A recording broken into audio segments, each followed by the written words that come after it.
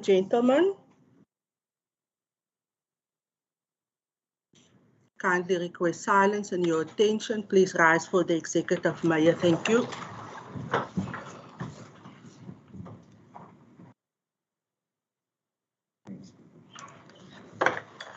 Thank you very much, Honourable Executive Mayor.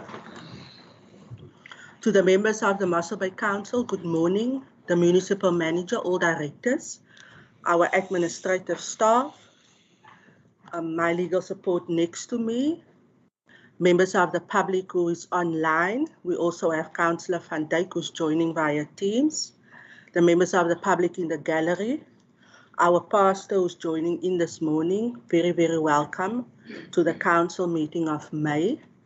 Before we officially start with the business of the day, just like to share with you some very sad news I received. And I would like to ask us then just to have a moment of silence.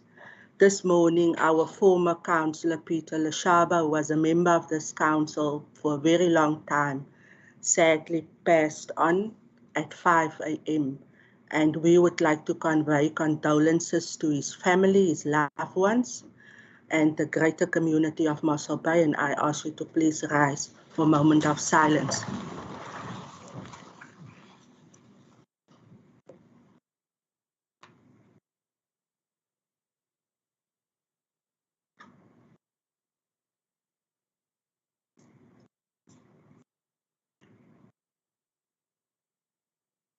Thank you very much. All you may be seated. Councillor Peter Leshaba was part of this municipality and he has shared in the successes, and we will honor his memory as we continue to serve the people of our beautiful town. This morning we have with us Pastor Pierre Turin from the Judah Ministries, and I'm going to hand the meeting over to the pastor to lead us into scripture and prayer. Very welcome to you, Pastor, and we're looking forward to the word that you will be sharing with us this morning. Thank you. Honourable Mayor and Madam Speaker and everybody present, I greet you in the wonderful name of Jesus. It's a great privilege to be here. It took some shaking.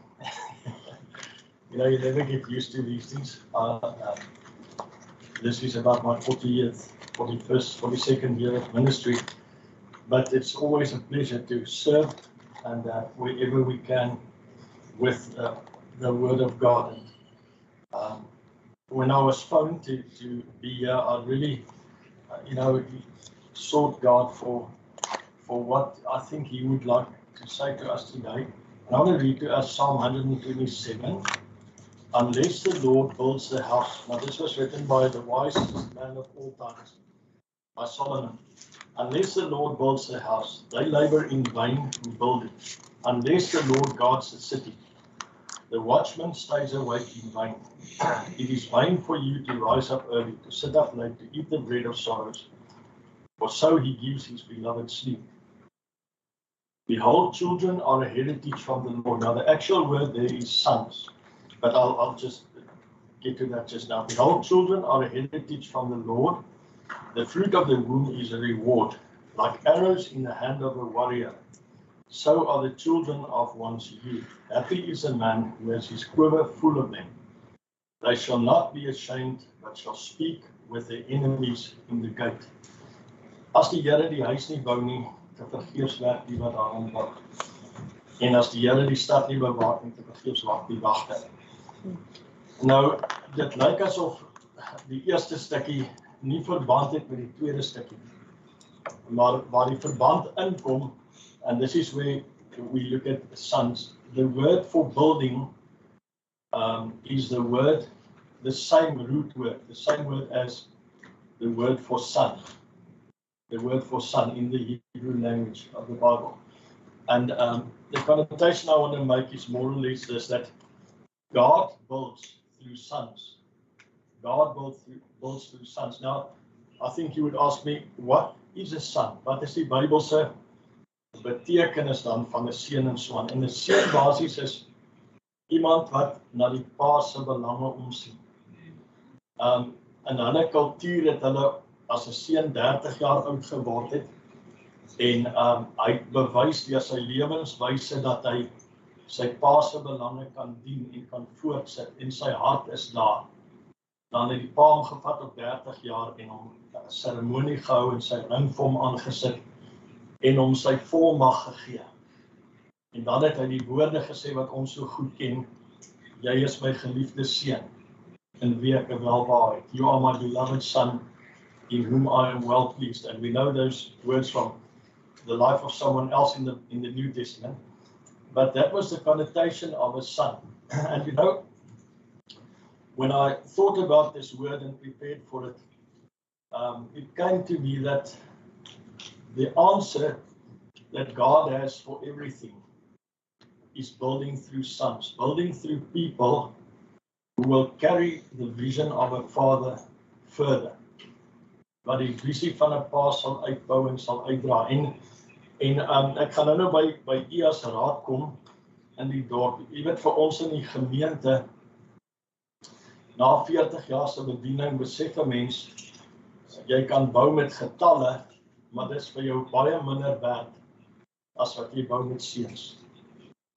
I sometimes say, and I say this quite carefully, but I say, I'd rather have 10 sons than 100 members. Because a member is not committed. A member goes where he likes his, you know church life. And but a son is someone who will take what you have started, what God has given you.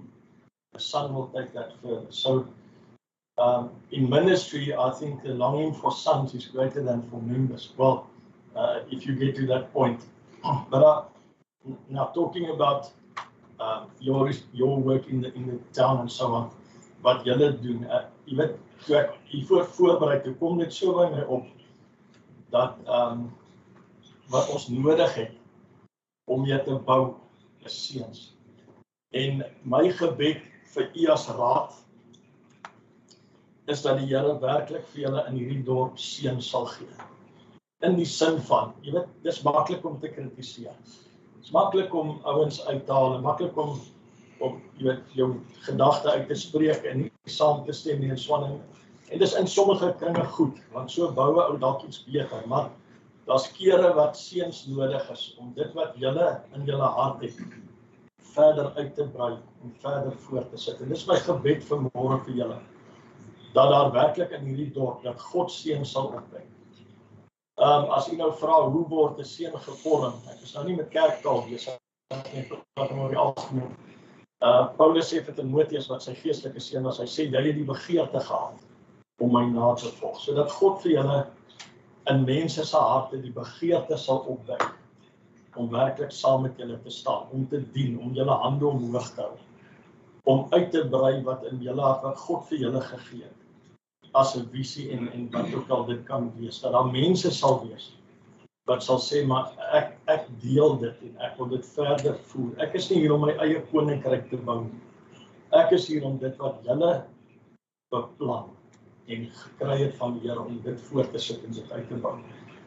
Mag die Here, soos wat ons in die bediening sekerlik dit begeer, mag die Here ook vir julle in Mossel baie mense gee wat dit sal doen, wat julle hande sal vat, wat julle visie sal deel, wat sal sien soos julle sien en saam met julle sal werk. Dis my gebed vir julle. Can we just pray together?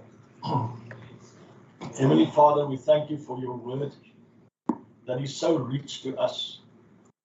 And God, in your word, this is how the city will be built, really built, and how the city will be guarded is through sons, people who really have the heart of the leaders. May these leaders that gather here today, may they find people in whom God has put the desire to follow and to build with him and to build out and take further what you have given them. I pray that in the wonderful name of Jesus. Will you bless this meeting today? Will you bless every heart? Will you bless everyone's personal life and attitude in the name of Jesus? And I thank you for that. Amen. Amen. Amen. Pastor Turin, on behalf of the council, I would like to thank you for sharing the gospel with us this morning. I am pleased to confirm that we are indeed a God-fearing council, and we appreciate the fact that you this morning took your time to come and share the word with us. I would like to invite you to join the council meeting. However, I understand that pastors like yourself also have very busy schedules because you need to serve the community just like us outside, and I therefore am more than happy to excuse yourself to continue with your own work. May God bless you, and thank you for coming this morning. Thank you so much. Thank you. As Pastor Turin executes his seat, we will wait for the Executive Deputy Mayor to take his seat, and then we will proceed with our formal agenda.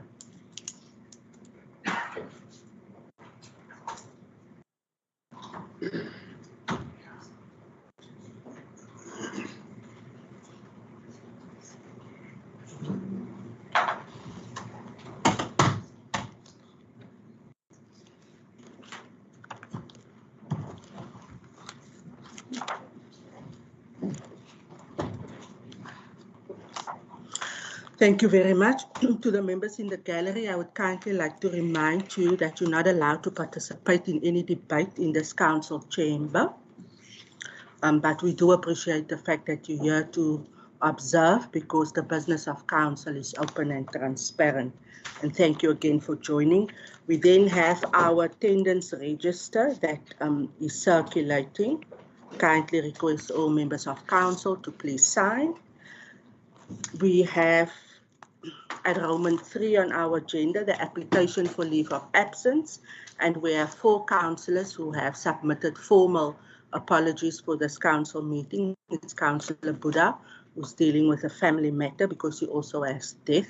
Councillor LaRue, who is very sick, and we wish her a speedy recovery.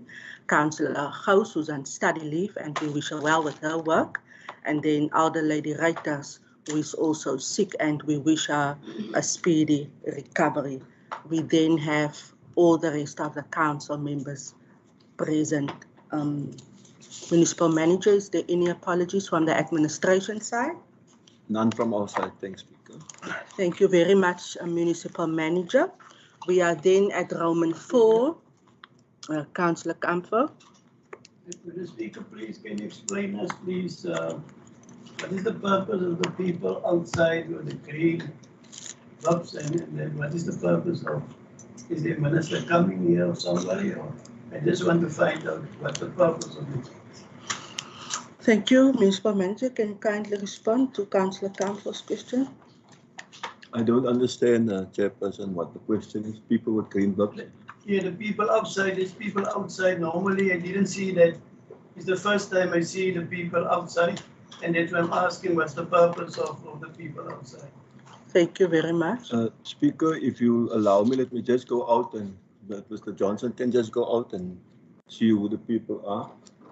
Can you? Okay. Thank you, Mr. Johnson. You're more than welcome to inform the councillor why we have your department here this morning. Good morning, Council. Good morning, Mr. Speaker. This councillor, those are law enforcement officers that is being seconded from the Garden in the district municipality, and they're going training at the moment at Mossel municipality. Okay. So that is why they're here. They do duty throughout the town on different places. Thank you very much, Mr. Johnson. And Councillor Kamfer, we also have our security measures in place with reference to council meetings, so they're also part of that. They're observing and they're also learning in terms of how the processes work. I hope that fully answer your question. Mr. Speaker, no, I fully understand, but will it happen every council meeting, or Madam is Speaker, it just point of order. this one? Point of order being called, Council Work. Madam Speaker, the question is not relevant to the matters on the agenda. Can we please proceed with the agenda? Thank you very much. Councillor Kamfer, I will proceed now with agenda point 4. Thank you very much. We are at Roman 4 of our agenda, the disclosure of interest in terms of Schedule 1, Code of Conduct for Councillors in terms of the Local Government Municipal Systems Act 2000, Act 32 of 2000. Is there any councillor who would like to disclose interest with reference to the agenda serving before council this morning?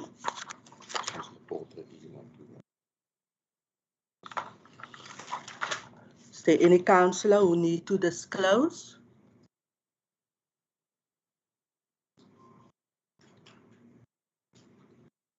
Madam Speaker, I think Councillor Porter has a matter of personal interest which is serving on the agenda. Thank you very much. Councillor Porter, can you kindly at Roman 4 disclose your interest in terms of the rules of order? Thank you so much. Can we give the red light to Councillor Thank you for the Porter? red light. Morning, Speaker. Morning, Councillor. Speaker, I've heard that there's a matter of interest. I'm not sure whether the matter is referred to the second last item on the agenda. If so, Madam Speaker, I don't see that this is a closed matter for me or whatever. Everything is public. What is contained in the minutes is already out to council. It has been given to me. It's only for this council to endorse. I would like to remain in this council unless there's a different procedure that requires of me to leave this council. Thank you very much. Thank you, Councillor Porter. In terms of the rules and legislation, with reference to your interest to the item, you will unfortunately have to excuse you when council deliberate on the agenda item. Can I please ask you to now disclose your interest at Roman 4 in order for you to excuse yourself when we deal with the item? Thank you, Councillor. If this council expects me to leave, I will leave.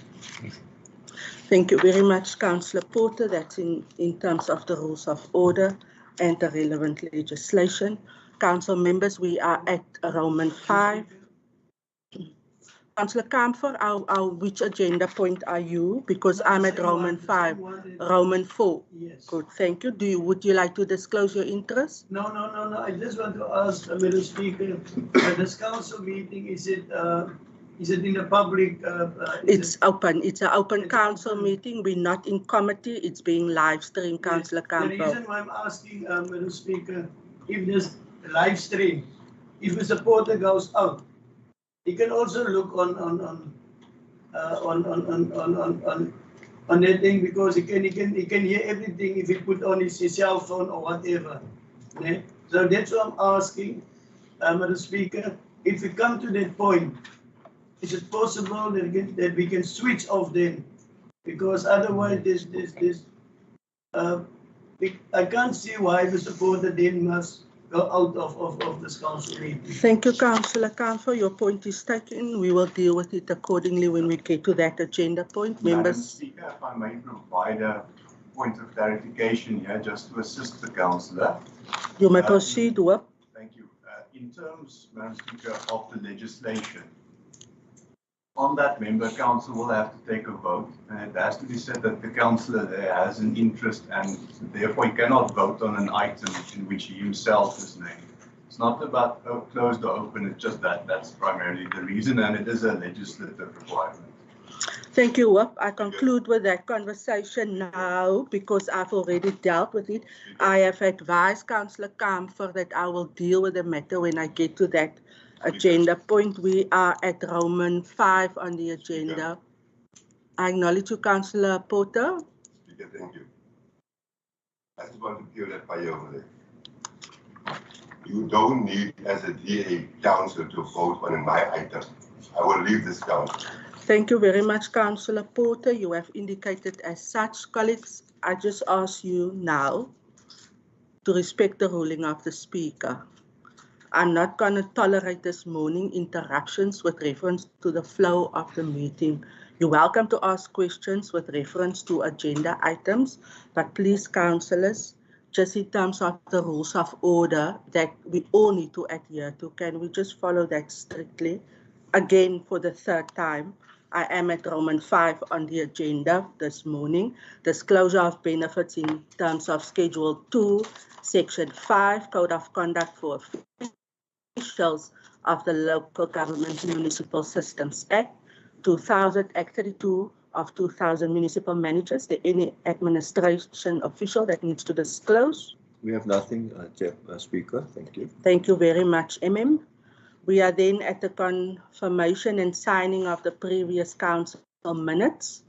The minutes of the council meeting held on Thursday, 28th of April 2021, with folios numbers 661A to 646. May I ask for a proposer and a seconder in this regard, please? Councillor Anton. Thank you very much. Do we have a seconder? Thank you, Madam Speaker. I second this. Thank you very much, Councillor Annie Jansen van Rensburg. We are then, for cognizance of council, at the Executive Mayor's and Deputy Executive Mayor's resolutions in terms of delegated authority as provided for in Section 591A of the Act on Local Government Municipal Systems Act 32 of 2000. Item number FC24 to FC32, G16 to G21, CS14 to CS19, PE47 to PE58, T17 to T21, CG217, CG17 to CG31, item E86, and UB20 to UB30. Can I please have a proposer and a second in this regard? Councillor Mkonto. Thank you, Madam Speaker. I will propose. You're proposing. Thank you very much. Is there a seconder? Thank you, Madam Speaker. I will second it. Thank you very much. Councillor Mkonto, you have a question? Yes, Madam Speaker, I do have a question. My question was on item UB20, the 15 minutes that was given to Mayor to address the issues of Mossel or to address the Premier. So I just want to know to the Mayor that the issues of landless people and informal settlement and a number of issues that our people are facing, are struggled to in Mossel. Did you address those things? Thank you very much for your question, Executive Mayor. On UB20, Councillor Mkonto is just asking a feedback with reference to your session you had with the Premier. You're welcome to respond, Mayor. Can the Mayor get the light? Thank you so much. Yeah, thank you. Various matters has been discussed. What we can do is possibly the minutes of the meetings, we can circulate that. I think that will also be a good practice. So the councillors can also see what exactly has been discussed. Thank you very much. So the ruling is then that the Executive Mayor will distribute the minutes in order for councillors to see what matters was presented to the Premier and his Cabinet. That's my ruling, Councillor Mkonto. You happy? I'm not sure whether I'm happy or because these things were addressed by the Mayor. I thought the Mayor would say that this and this was addressed, but you can go through the minutes to through the as he is saying. Mine was just to get whether we did address our issues. Thank you very much. That will be reflected in the minutes, and as the Mayor has indicated, it is open to every member of council. We are then, for cognizance, at the municipal manager resolutions in terms of delegated authority as per council resolution E127, as provided for in section 591A of the Act on Local Government Municipal Systems Act of 2000, GM20 to GM28. Can I have a proposer in this regard, please, and a seconder? I propose, Speaker. Thank you, Councillor Claassen. Do we have a seconder? Thank you, Madam Speaker. I will second. Thank you, Councillor Meyer. We are then at the communications. My apologies, my sincere apologies. Councillor Gwaza, I acknowledge you. You may proceed. Thank you, Madam Speaker. I've got a question that in NN, it is a good initiation that the program of fighting crime. There's just the one thing that I want to know. If we could also like happen to our areas, our communities, we can also create a neighborhood watch. Would it also be possible for us to also in our area, the cameras can be also be installed? Thank you for your question. The municipal manager will respond. If you can just give the light to the Councillor, thank you so much. Thank you, Speaker. Of course, Councillor, we will be happy if we can have as many as possible neighborhood watch in our areas. And from council side, I think the mayor is doing a lot already to ensure that we see how we can secure funding for cameras in areas which are not affluent, where the people need assistance. So surely that it's very positive. We will definitely work with any of our ward councillors and ward committees to ensure that we give more attention to safety in our areas here. Thank you. Thank you, Municipal Manager, for your response. Councillor Porter, I acknowledge you. Do you have a question on GM20? Thank you, Speaker. Listening very closely and attentively to the previous speakers, there's an issue of neighborhood watches and there's issues of funds and so on and so forth. I've got a concern. I'm not sure how to deal with this one, but I'm putting it for the sake of the record for this council. Somewhere 6 or 16 October 2020, I had a meeting with 2 senior councillors. Right at the time, one has been a senior councillor, the other one not. There was a discussion around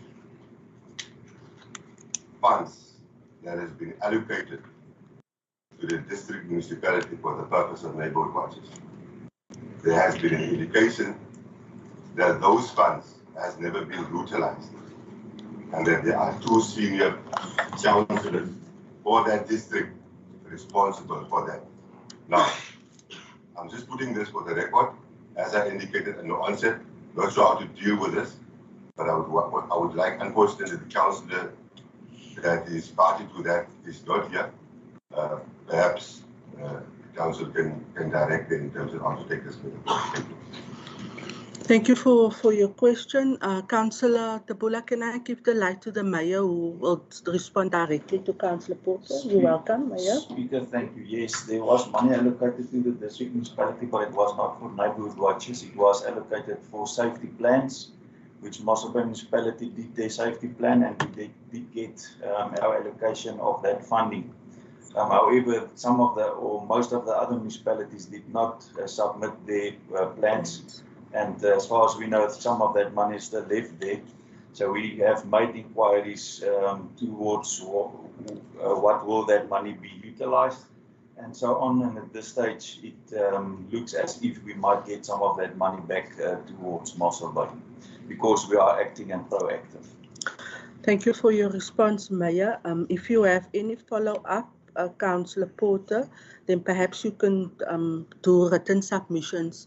But I think the mayor has also confirmed that the money was for safety plans, and it seems as if we're going to get more. I don't want to speak out of line now, which is good. So you're more than welcome to the safety office, or perhaps the or the executive mayor, if you like. That would conclude. Just to say, I'm glad that there's an indication. Unfortunately, the mayor respond because he was party to the discussion, and I prefer to thank you very much. Thank you, Executive Mayor. Councillor Tabula, I see your light. Do you have a question on GM20? I want to know about if people like what one as a established for the neighborhood watch. made today, then I have the names, then can submit. How many long to take that process to put for the cameras there? Thank you for your question, Municipal Manager. Can you please respond? Speaker, now we want to give the assurance to all our councillors that from the council side, we all know that safety is not the council's mandate according to the constitution, but from council side, we will do everything in our power to get cameras on the ground as soon as possible. We have a very small budget at this stage, which is being attended to by the Department of Community Safety. But for the future, and we even go so far as to go and try to source funding from businesses as well. But I think council, from the MACO side, we're very, very serious to get cameras on the ground as soon as possible. And I think, Chairperson, Mayor, we will invite our councillors to the JOC at one stage to give you a proper, to inform you properly as exactly where we are as far as safety is concerned. Thank you. Thank you, Municipal Manager. Councillor Tapola, the Mayor will also respond in his communications now at the next point, and he will speak to the issue around cameras, because councillors, I also want to just again remind you that we are in the budget cycle, and that process, we will have our special council meeting the end of this month, because we will have to submit that to council for approval. And then we will follow our new budget cycle. And within the new budget cycle, the specific project, the camera project, will kick off. But I'm going to ask the Executive Mayor, because it is his project, it's his budget, also to speak to that. And he will definitely give you more clarity on that. I'm concluding with item GM20 and GM28, because we have dealt with the questions. Councillor Comfort, do you have a question on the item? Same point. You may proceed. I just want to ask, where did we buy these cameras? Is it, if we ask the procurement for quotations, or is it just buy cameras from somebody or some shop? Was that his shop, or where did we buy this? Thank you, Councillor Comfort, for your question. The Municipal Manager will respond. Speaker, the municipality in itself has bought very, very few cameras at that stage. When we buy cameras, we will go out on the proper SEM processes as we are used to doing. We won't go outside council's policies or legislation. So just also to provide clarity and direction, the new process that will follow in the new budget has not yet started, Councillor Kamfer. And of course, as a municipality who follow due procedure, the CFO will ensure that we will stay within the legislative framework when we roll out that camera. Thank you so much. Members of the public and councillors, we are then at the communications of the Executive Mayor, and I now hand the meeting over to Alderman Kutzer to address us. Thank you, Mayor. Sincere apologies, Councillor. Do you have a question? Yes, they had the GM26. Apologies, Mayor. I'm just going to allow the councillor for his question. Thank you. You may proceed, councillor. Okay, phayana kuthethwa ngamathela amatyala abantu bakuthi abazawubhatala amatyala kodwa kuqalwa ngabantu abanamatyala ku-10,000. Into esiyinqwenelayo thina si-ANC sinqwenela kube ngaphezulu ukusuka ku-10,000 ukuya phezulu abantu abanamatyala, akumbi aba bangathathi ntweni, mabancinyele amatyala. Enkosi.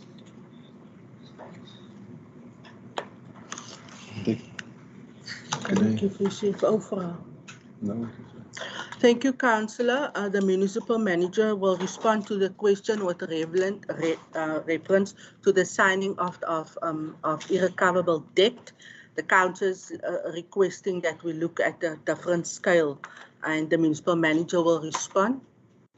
Thank you, Speaker. Councillors, the Council's current policy make provision that monies between 10 and 20,000 gets written off by the Mayor and higher amount by Council. We treat everybody the same. We do our homework as to see whether monies are irrecoverable. If it's irrecoverable, under 10,000, the municipal manager, under 20,000, the mayor, and then from there on, we bring it to council. So what you are asking, we are doing it, council. Okay. This item does not speak to it. This is the one specifically that the municipal manager has delegation for, and everything, every decision myself or the mayor takes gets reported to council for cognizance, as what we are doing now. I hope the council understands. Okay. Councillor Machisini. Mayor.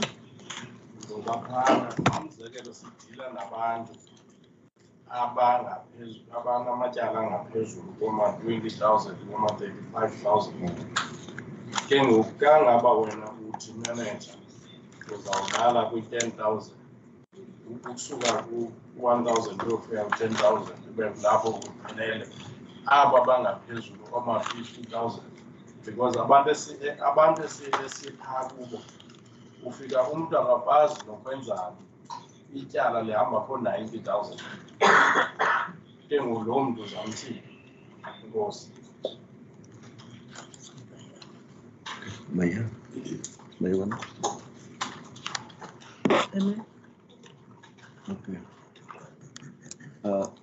Speaker, as I've explained, any person who can't pay, we do investigations, and if we find it's impossible that council will get that money back, it doesn't matter the amount.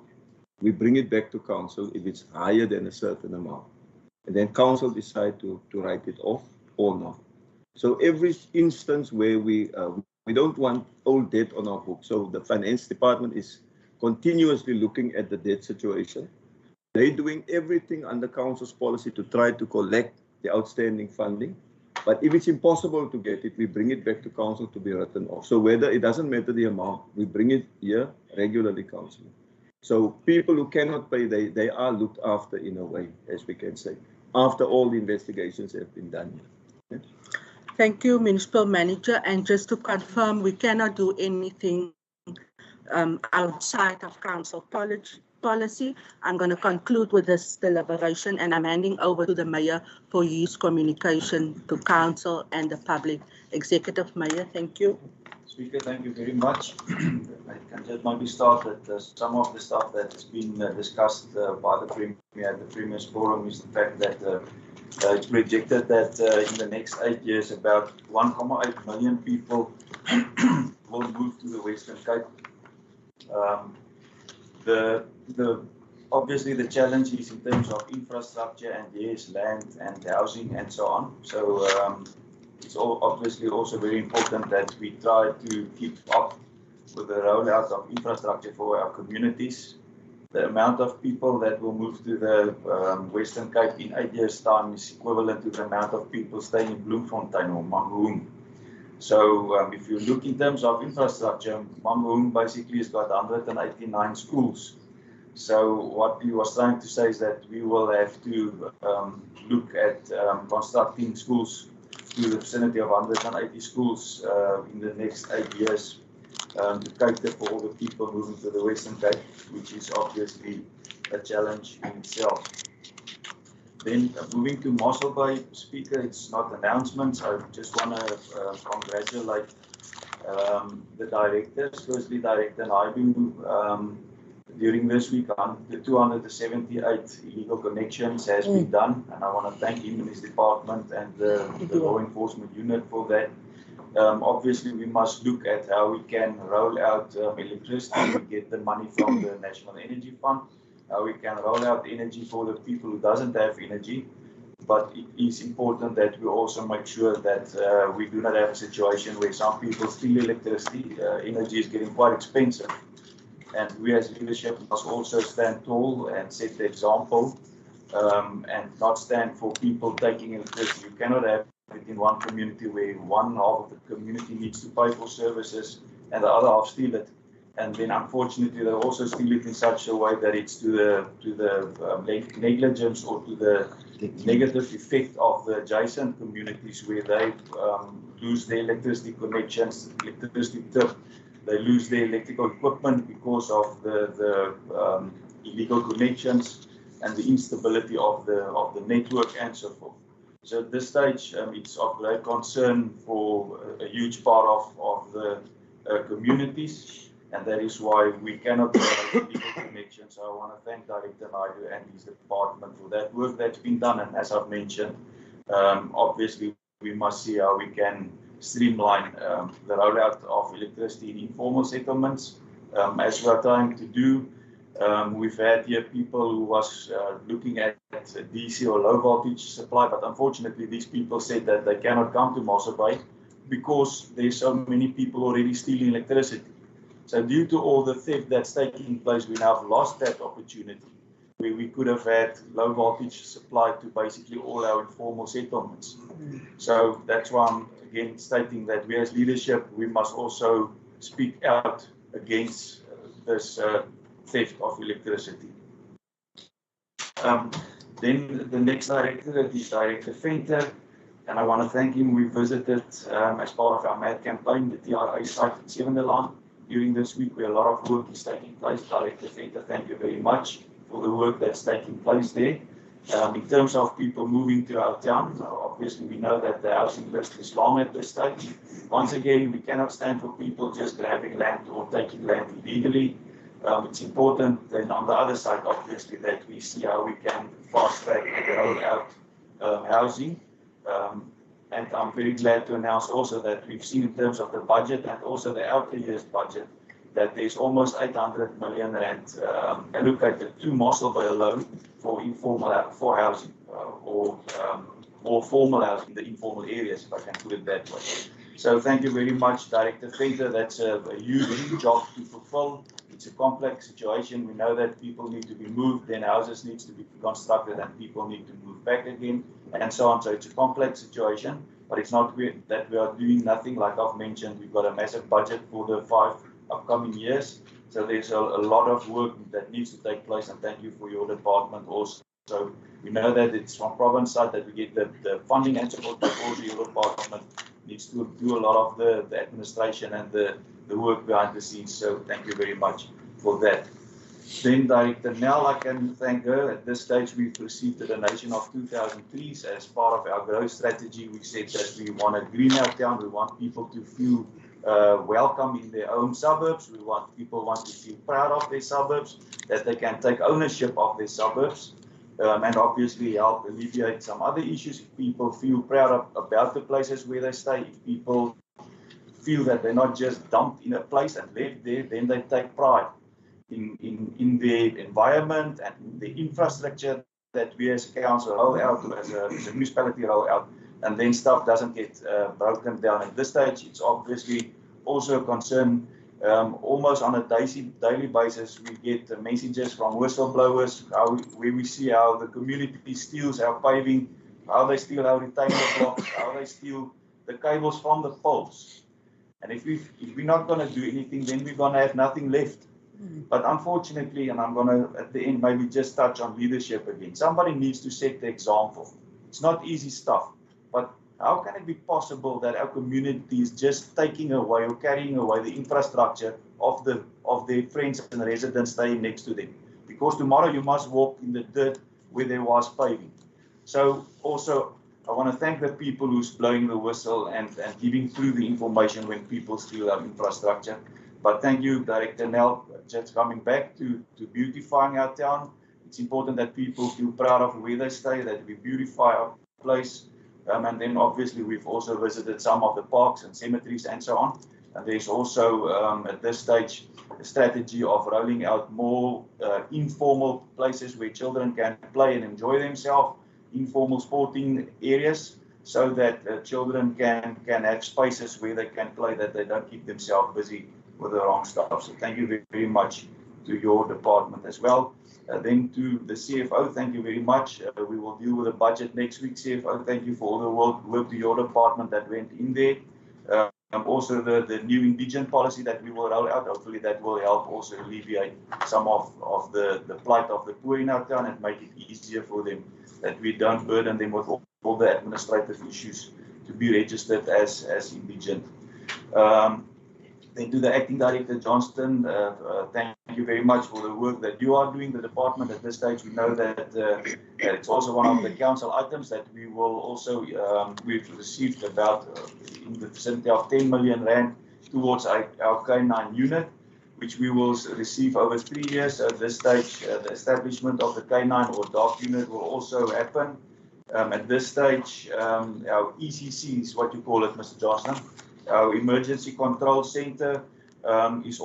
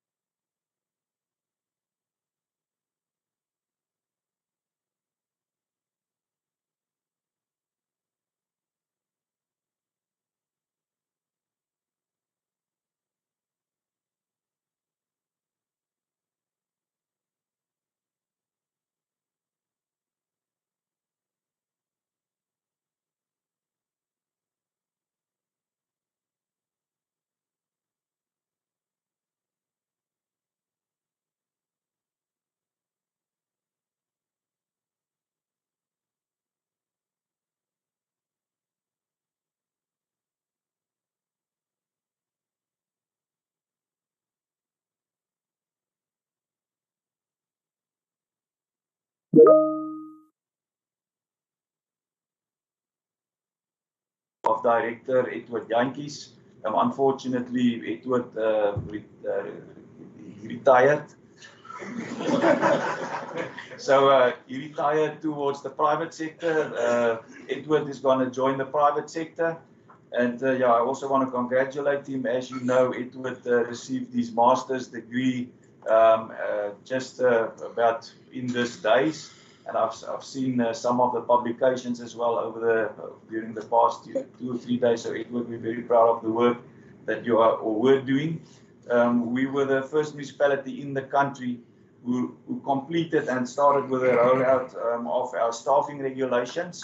And Kokta and Salga and various other municipalities used Edward and Mossel Bay Municipality to help them with the implementation and the rollout of their policies.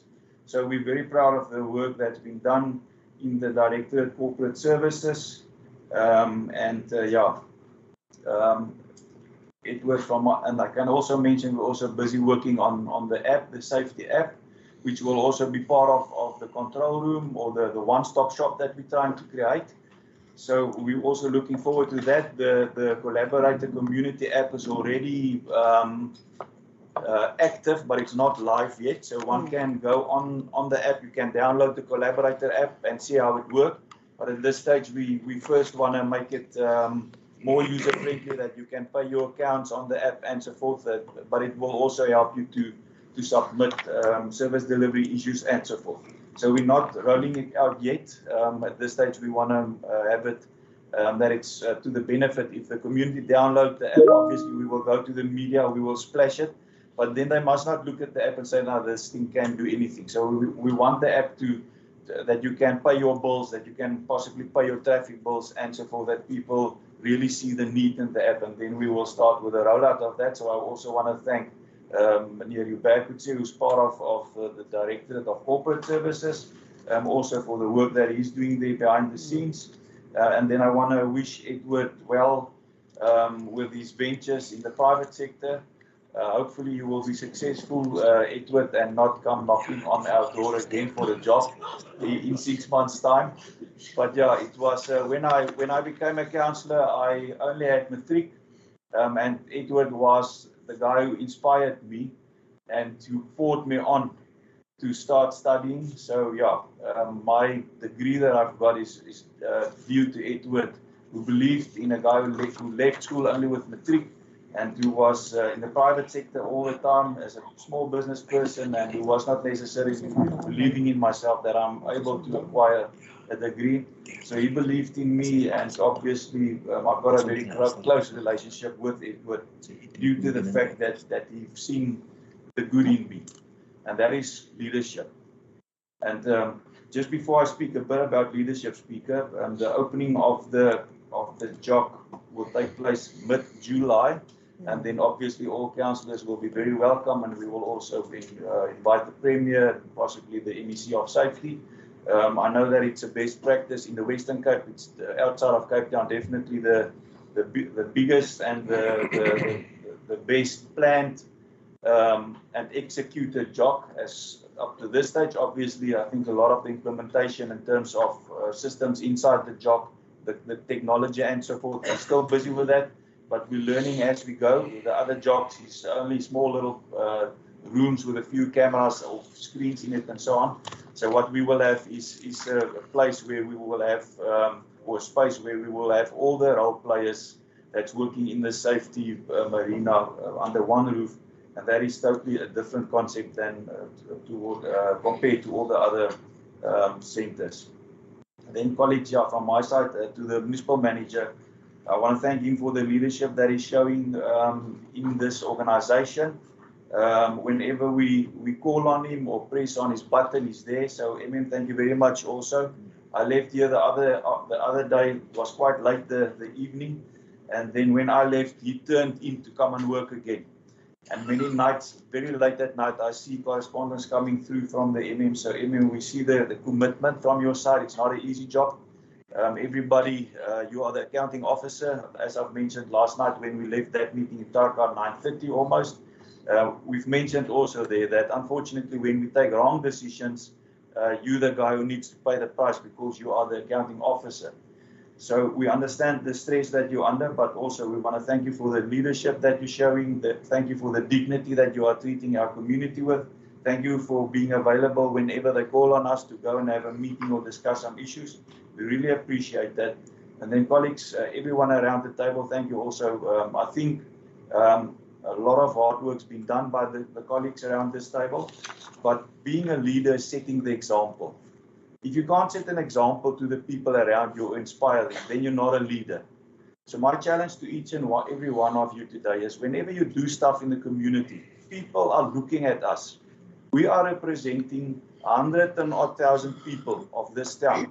You are being chosen by the community. That community look up to you. So my challenge is whenever you conduct yourself or do stuff in the community, please try to do it by setting an example. At this stage, we've got a lot of people out there, they feel lost. They feel the brunt of the current financial situation they're in. They feel the pressure of not having work or a job. And at this stage, it's very important. We also see the moral decay in our community. People doesn't have moral values anymore. We see how people just take the law into their own hands, where people just drive over stops. There's no regard for rules. And unfortunately, if there's no rules in a society, then there's mayhem. So at this stage, I want to thank each and every colleague around the table who's setting an example and who's working very hard for our community to serve them. Because we're not here to look pretty or to try to be the boss. We are the servants of the people. A leader must be a servant as well. So whenever you go out there, be a servant, but also please set an example. Thank you, Speaker. Thank you very much, Executive Mayor. Rule 9 of our order rules state that no debate will be allowed after the communications of the Mayor. However, I will make an exception this morning because I believe Director Jantjies, I believe it is your last council meeting with us this morning, and I'm therefore going to hand over to Director Jantjies to just briefly, very short, you must be very short, Mr. Jantjies, but you've served this municipality and town for almost 20 years, and I think it's appropriate that you get the opportunity this morning to say thank you to to council and to the public. Councillor Baron, kan u lig net vir directeur Jantjies gee asseblief? Councillor Baron, can you just give the light to Director Jantjies, please? I want you to do it the other way around. Give also us an opportunity to speak about Mr. Jones. I can do that, but I'm not going to allow any debate on the communications of the mayor in terms of the rule. Your request I will grant. If you can kindly just... Okay, Mr. Jantjies speak lastly. Yeah, okay, good. Colleagues, let's be clear. No debate on the communications of the mayor, exception this morning for us as council and Mr. Jantjies. Meneer Jantjies, meneer Heiliwa, to say thank you to him because he have done an excellent job. Councillor Baron, we will start with you for the Freedom Front. In no specific order, any light that goes on for any party may proceed. Councillor Baron. Thank you, Speaker.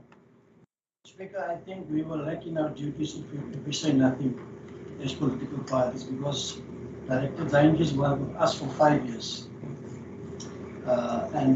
Maybe after he resigned in his last day, he would tell me why he didn't like me.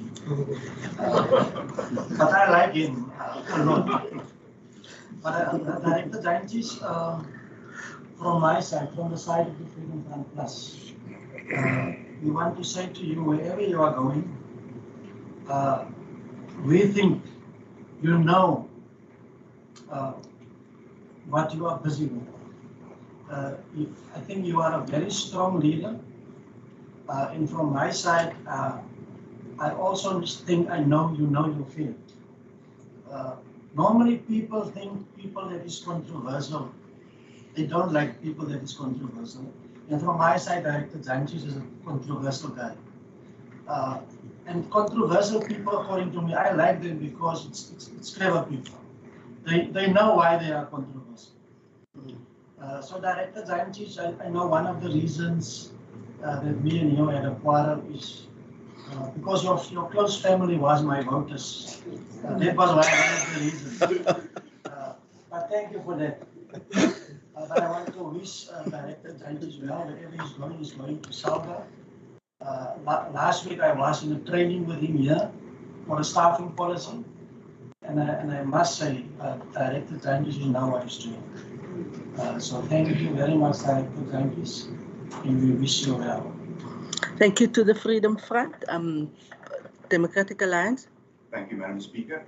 No, just Director Jantjies, we thank you sincerely for everything you've done to us, as the Mayor has alluded to, and all the other matters you have assisted us with over the years. We wish you sincerely well in your future endeavors. And I think I can, at this time, confirm that Director Jantjies has confirmed to us that he is planning a big going away party, which he will, of course, fund for us so as not to be a burden on the municipality's budget. Thank you very much. Thank you, Council Whip. Is there any member of any other? Councillor Gwaza? Thank you, Madam Speaker. Director Jantjies, we met you at a short time, but you did a huge impact in our lives as an ANC. Thank you for empowering us, sending us those, sending us WhatsApp to let us know more. We congratulate you. Wherever you go, you must fly high. Thank you so much. Thank you very much, Councillor Gwaza. Is there any other? Councillor Kamfer, ICOSA. Dankie, Speaker, en ek gaan Afrikaans praat, Mr. Jantjies. En ek gaan vanoggend uit my hart uit op praat. Eerste ding, ek dink daar is 'n probleem gewees met dit dat ek dink dit passievol gedoen en inligting wat ek kon gee vir ons op 'n gereelde basis was baie van hoë kwaliteit en was waardevol. Maar ek moet ook toch vir sê vandag, ek gaan nou in die buitenwereld en ek het ook altyd daai, kan ek met Jantjies vertrou. Hy het altyd binne my gesit en het sit steeds binne my. En ek is ook eerlik vanoggend met u. En ek wil nie die weggaan vanoggend dat dit vals is teenoor u nie.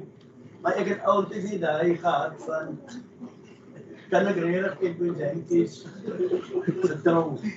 Maar ek wil alle sterkte toewens met die pad vorentoe van daai ook al as ons gaan en ek weet dat een van die reëse sukses sal maak. Baie dankie. Thank you very much, Councillor Kamfer, for your send off to Director Jantjies.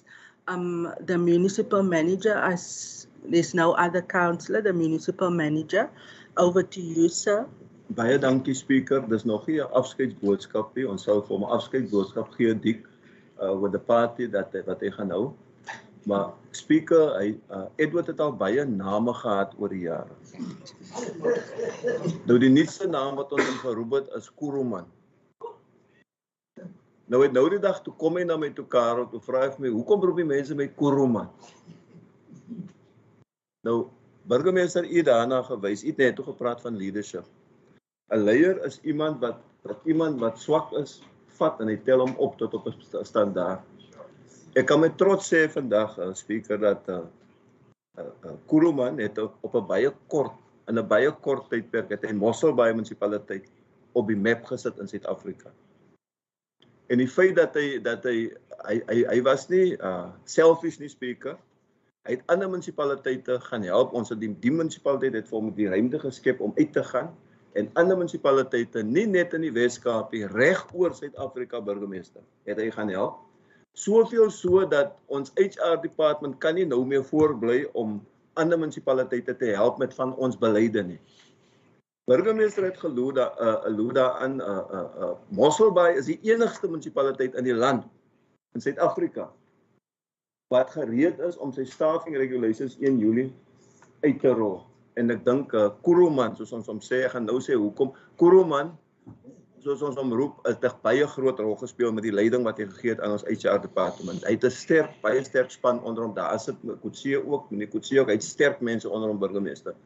Nou die rede hoekom hulle na die amptenare na hom verwys as Kuruman, was raadslid Delamain, as soms as hulle hom soek, dan hoor hulle is in die Noord-Kaap, nou Kuruman is in die Noord-Kaap, en sê hulle ooit aan Kuruman, en dit is die rede hoekom ons na hom verwys as Kuruman. Thank you, speaker. Thank you, Municipal Manager.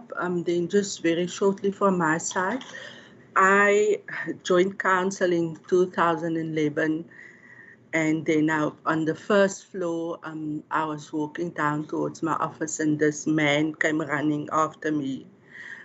And then in the hallway there, we had a big fallout, Mr. Mayor, because I was very young, and that day said to Director Edward Jantjies, I was 26 years old, and that day said to Director Jantjies, you're not doing your job, you have no clue of what youth and social development is, and this municipality will from now on have projects and plans. And so for about 3 weeks, he was very upset. He didn't greet me. He didn't want to talk to me. There was no meetings because how could this meisietjie nou sê vir hom so?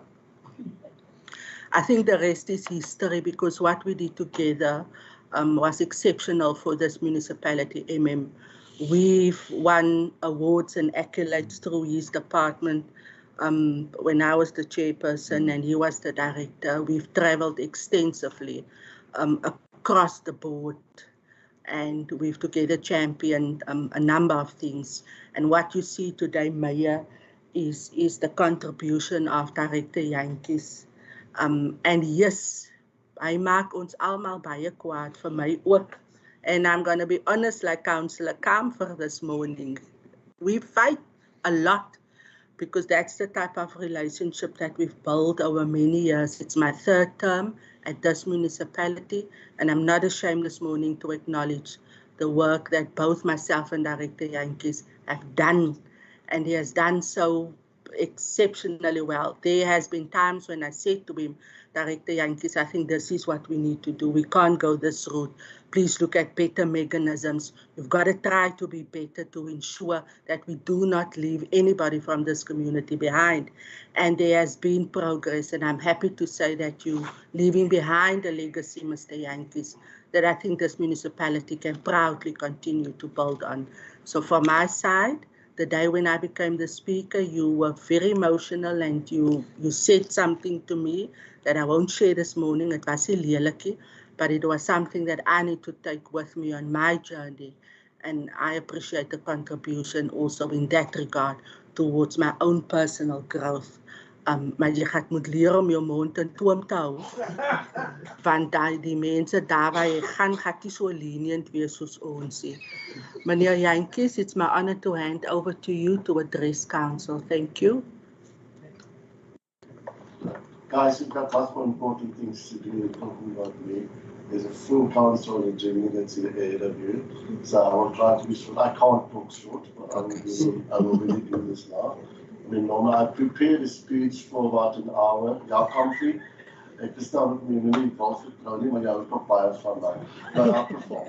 Guys, 19 years in this building was only possible because of the council. And this is what I want to say emphatically. I've been working for the West Council ever. Each 5 years, new councillors came in, and I'm so proud to say that I'm sad to need to leave this council to further my career, but I need to tell the world. And yes, this clip is going to go to my people already taping this. It's going to go all over Sydney, Australia, all of those people. So don't worry about that. So this is the best council ever. This is the best leadership that this country has ever seen. And it's because of you that I could have such a great career in this municipality. Then my last thing I want to say, Yankees is net 'n groot bek. Sorry Yankees se mense. Nee, ek wil my mense uitsonder. Die berg het see wat hier agter sit. Nee, Christo Engelbreg en Andre Fraser en almal wat onder hulle werk. As dit nie vir daai mense was nie, en ek wil hê jy moet hulle oppas. Kali moet nie begin hy wees asseblief. Dis okay. Kyk daai kind 'n doekie daar asseblief. As dit nie vir hierdie en ek wil hê dat die mense oppas. Dit is hierdie mense is goud werd vir die dorp. As dit nie vir hulle was nie, speaker. En Jantjies met sy groot bek sou ek leer ons gekom. En ek wil vir die amptenare van die raad wil ek dankie sê dat hulle vir my die geleentheid geskep om my vlekkies bietjies te groei. Die finale een is vir my vriend die burgemeester. Ja, ons kan nou nie skaam wees, ons is baie goeie vriende. Hy maak my verskriklik kwaad dat ek 30.000 naam dan bietjie op sy siel gooi. Maar net die feit dat jy in my groot deur, nou moet jy na my kyk, ek kan net 'n bietjie daar as jy staan. Die feit dat jy dan in my groot, en die feit dat jy altyd daar was vir my, die sedert 2012, as vriend, en as raadslid, wil ek vir jou baie dankie sê vir die geleentheid wat jy vir my geskep het, om seker te maak my plek te doen. Ja, kon jy probeer om jou te stop, as jy wel ergens in gaan, na Collie na jou toe gekom, dis nou, Collie is nou die MMW, as Collie na jou toe gekom, sê nee, wat moes ons kan die man laat gaan, en wil ek rond, dat jy ingekom sê, ach, Collie, dat die man mag gaan, en die goeie werk. So, Speaker, I've got a long speech that I will leave for my farewell. Hopefully, Council makes a decision to have a farewell for me. But where I'm going, I'm not lost for local government. I'm still going to work in the local government sector. But I'm also going to, and just tong in die kies en vergeen die byt nie, ek het nooit gemoonlight nie. Hoor, Speaker, dat ek net die mense wat moet hoor met dit hier gaan. Thank you, Mr. Jantjies. We appreciate that message from you. Yes, there will be an official farewell. I've already said that Ronel will be the MC because you can't be the MC at your own function. So I've already made plans and said who will do what, Mr. Jantjies, but we will get to that. Councillors, we then back to our agenda. The communications by the Speaker this morning. Congratulations to 3 of our councillors who have celebrated their birthdays. Councillor Nicholas Boyson, Councillor Bavuma and Councillor Gwaza both celebrated their birthdays on the 8th of May, the 14th of May and the 29th of May. And on behalf of Council, I would like to wish you well and everything of the best. Everything that you do, may it be blessed. and please take care of yourself. Then, colleagues, also sadly, we this morning have a long list of members from our public that has sadly passed on, and I would like to add the name of Councillor Leshaba, who has also this morning passed on. I kindly ask you to rise for a moment of silence, please.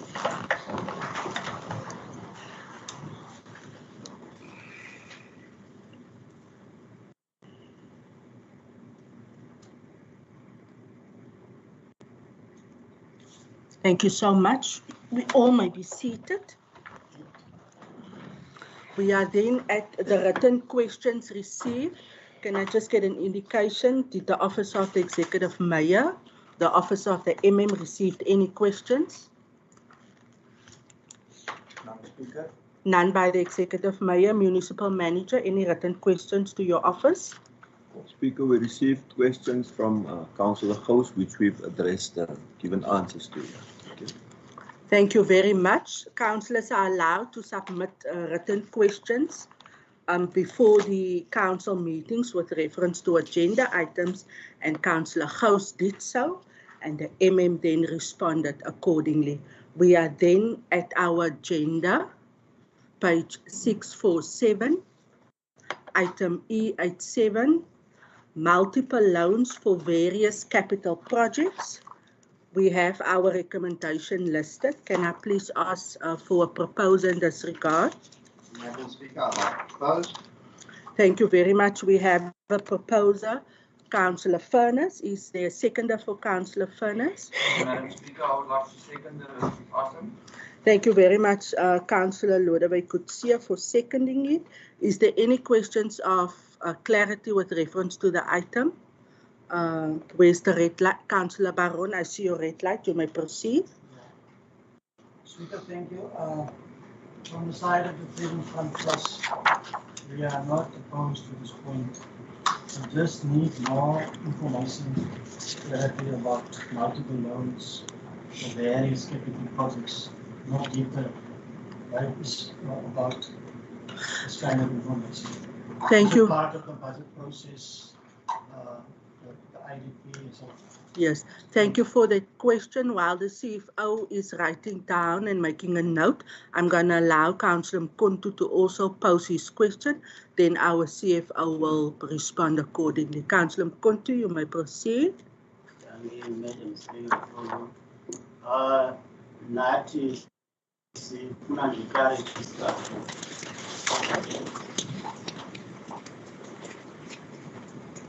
sifuna nje clarity isikakhulu malunga nalo ngokuthi sifumane into yokuba ingabe le loan whereas project zingaka ziza kwenziwa yena qapha into yokuba kufakwe nento infrastructure xa sithetha ngayo ingabe izawuthini kwenza ingxaki sinazo singabantu abadisadvantage kwi-community, I mean kwi-community disadvantage. Umzekelo, uzawuthetha nge-backup belanga sithethe ngabantu aba-informal settlement, abantu abadinga umhlaba. So ndizama ukujonga into yokuba le loan ingaka ingabe izawuzi-adressa ezo zinto. Thank you very much for your question, Councillor Mkontu, who also wishes to see clarity around the specific purpose of what will the multiple loans cover with reference to the capital projects. CFO, over to you to respond. Thank you so much. Thank you, Speaker. I would refer to the Council General and I'll get a list of all the projects funded from the loans. It's part of the 2021-22 budget process of what was budgeted to be budgeted from loans. I'll get full list and circulated to all the councils. Thank you very much, CFO, Municipal Manager. The CFO is indicating that he will provide the councillors with a list of the respective capital projects. Is that in order, Councillor Baron? Speaker, that means I must make a decision without information. So, the Freedom Front Plus will abstain. Thank you very much. The Freedom Front Plus will abstain. Councillor Mkontu, the CFO is indicating that the capital projects referred to for the purpose of the multiple loans for this item, the CFO can provide the list so that councillors can know which specific project the item is listed, but it is also it's also within the budget. I see the light of Councillor Porter, who I will allow to pose this question. Then I will come back to you for follow-up. Councillor Porter, you may proceed. Thank you, Speaker. In line with the Freedom Fund, yes, no limits to the CFO. We take note of the information that will be disseminated amongst us as councillors in the future. However, I would like to concur with the councillor that for this purpose, we can't make a decision, and therefore we also have a view of abstinence in this matter. Thank you very much. We then have the Freedom Front Plus and the Patriotic Alliance abstaining. Councillor Mkuntu. For the side of the ANC, it will be the same song. But the reality is that as a councillor, you cannot make a decision on based on what the answer that you are.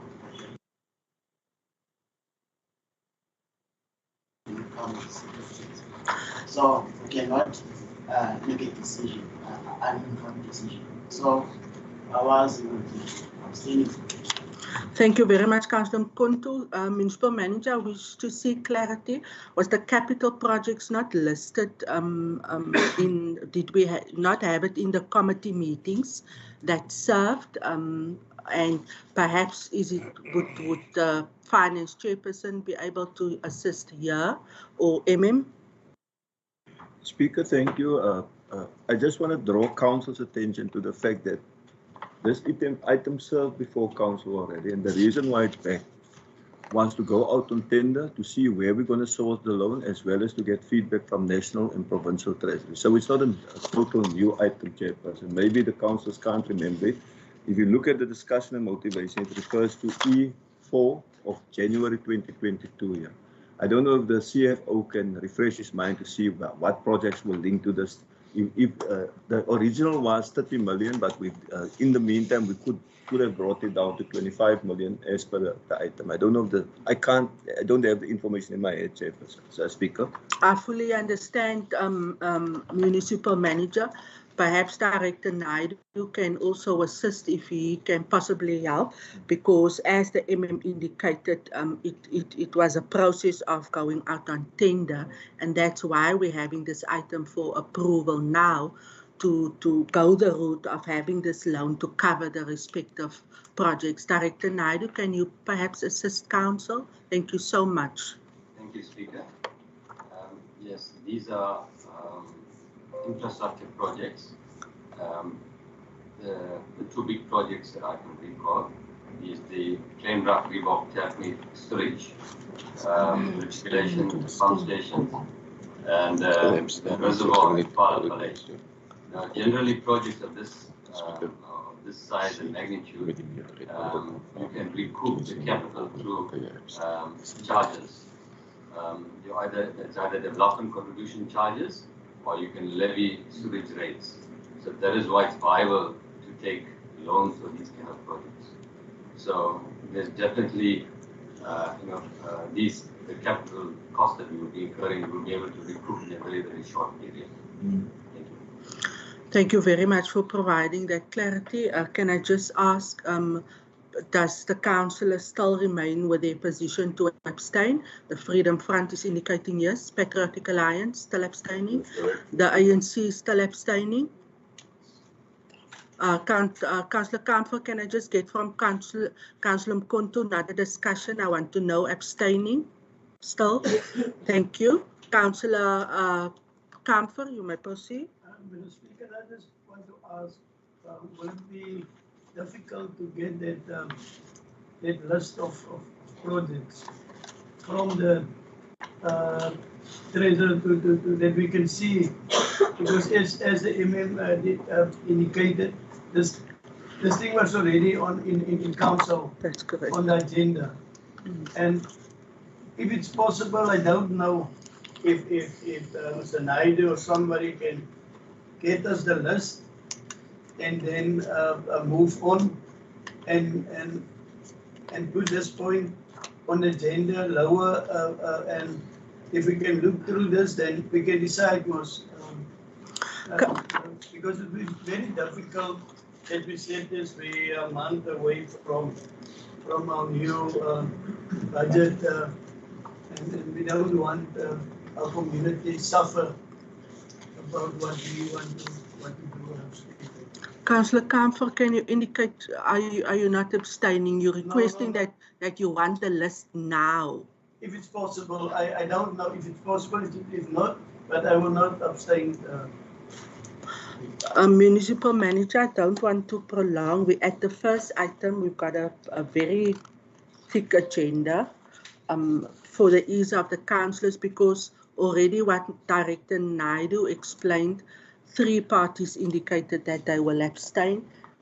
Can I then ask, because I'm assuming that it will be a process, that the CFO arrange that we have that list?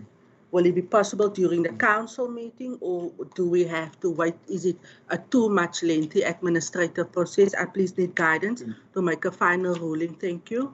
Can I just maybe ask the speaker, one of the directors with their laptops, can they access the item now, and maybe the CFO has got an answer? Good, thank you. The CFO? Okay, you're going to do it now. Can I then, colleagues, just ask that we, CFO, will you indicate to me when you're ready? Then I'm not going to now rule on this item. We're just going to park it, and we'll allow then for the CFO to inform us. So I'm going to move on. And then CFO, as soon as you're ready, you can indicate to me. Thank you. Mr. Prince, will you then just remind me that we're going to come back? Good, thank you so much. We then at item E88653, writing off irrecoverable debts for the period of ending May. Can I have a proposal, please? Madam Speaker, I'd like to propose. Thank you, Finance Chairperson. Do we have a seconder for this item? Thank you, Madam Speaker. I would like to second. Thank you, Councillor Annie Jansen van Rensburg. Do we have questions of clarity? Councillor De Bula, you may proceed. Speaker. No question for clarity, Speaker. Item ikhoyo apha ezakunceda abantu bakuthi kakhulu yanga ingasebenza ngohlobo ibhalwe ngalo, then nomphina umuntu ozoncedakala onalo ngxaka ancedakale angahlokenyuswa kwenziwa ngohlobo okuthethwe ngalo. Thank you very much, Councillor De Bula. You're not against this item. There's no question of clarity. Councillor De Bula is indicating that then the administrative process follows in terms of the people that needs to be informed, which we will do. Councillor Porter, question of clarity. Thank you, Speaker. Speaker, mine is first twofold. I seek some clarity, right? And perhaps I want to make a follow-up on that. One, when we talk about writing of irrecoverable debts, what does it entail? I don't want to assume. I have an idea, but I want council to put it on the record so that I can respond to that. Thank you very much. Thank you. Councillor Porter is asking, what does the irrecoverable debts entail? He just wants clarity, if we can provide why we have this item and what it is about. Thanks, Thanks, Speaker. Speaker, if we look at the item 654, the CFO has put there under 11.1 out of the policy exactly what irrecoverable debt entails. There's a lot. There's up to from A to P situations where that can be deemed as irrecoverable. I hope that assists our council. Thank you very much, It's 11.1. Debt will be regarded as irrecoverable if, and it's listed there. 11.2 outlines the criteria. Councillor Porter. Thank you, Speaker. Speaker, on that note, it is good because our people are suffering out there, right?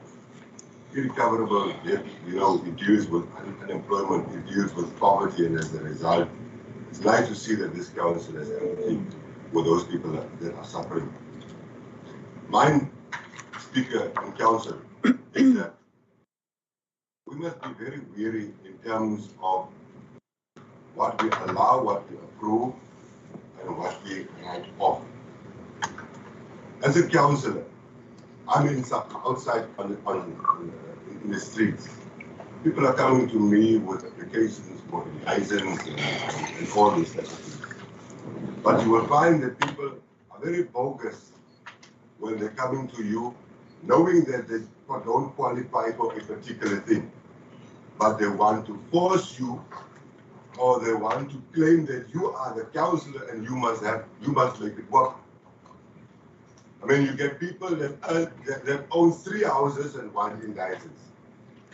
You have people that doesn't have a track record in terms of monetary income by employment, but are very wealthy.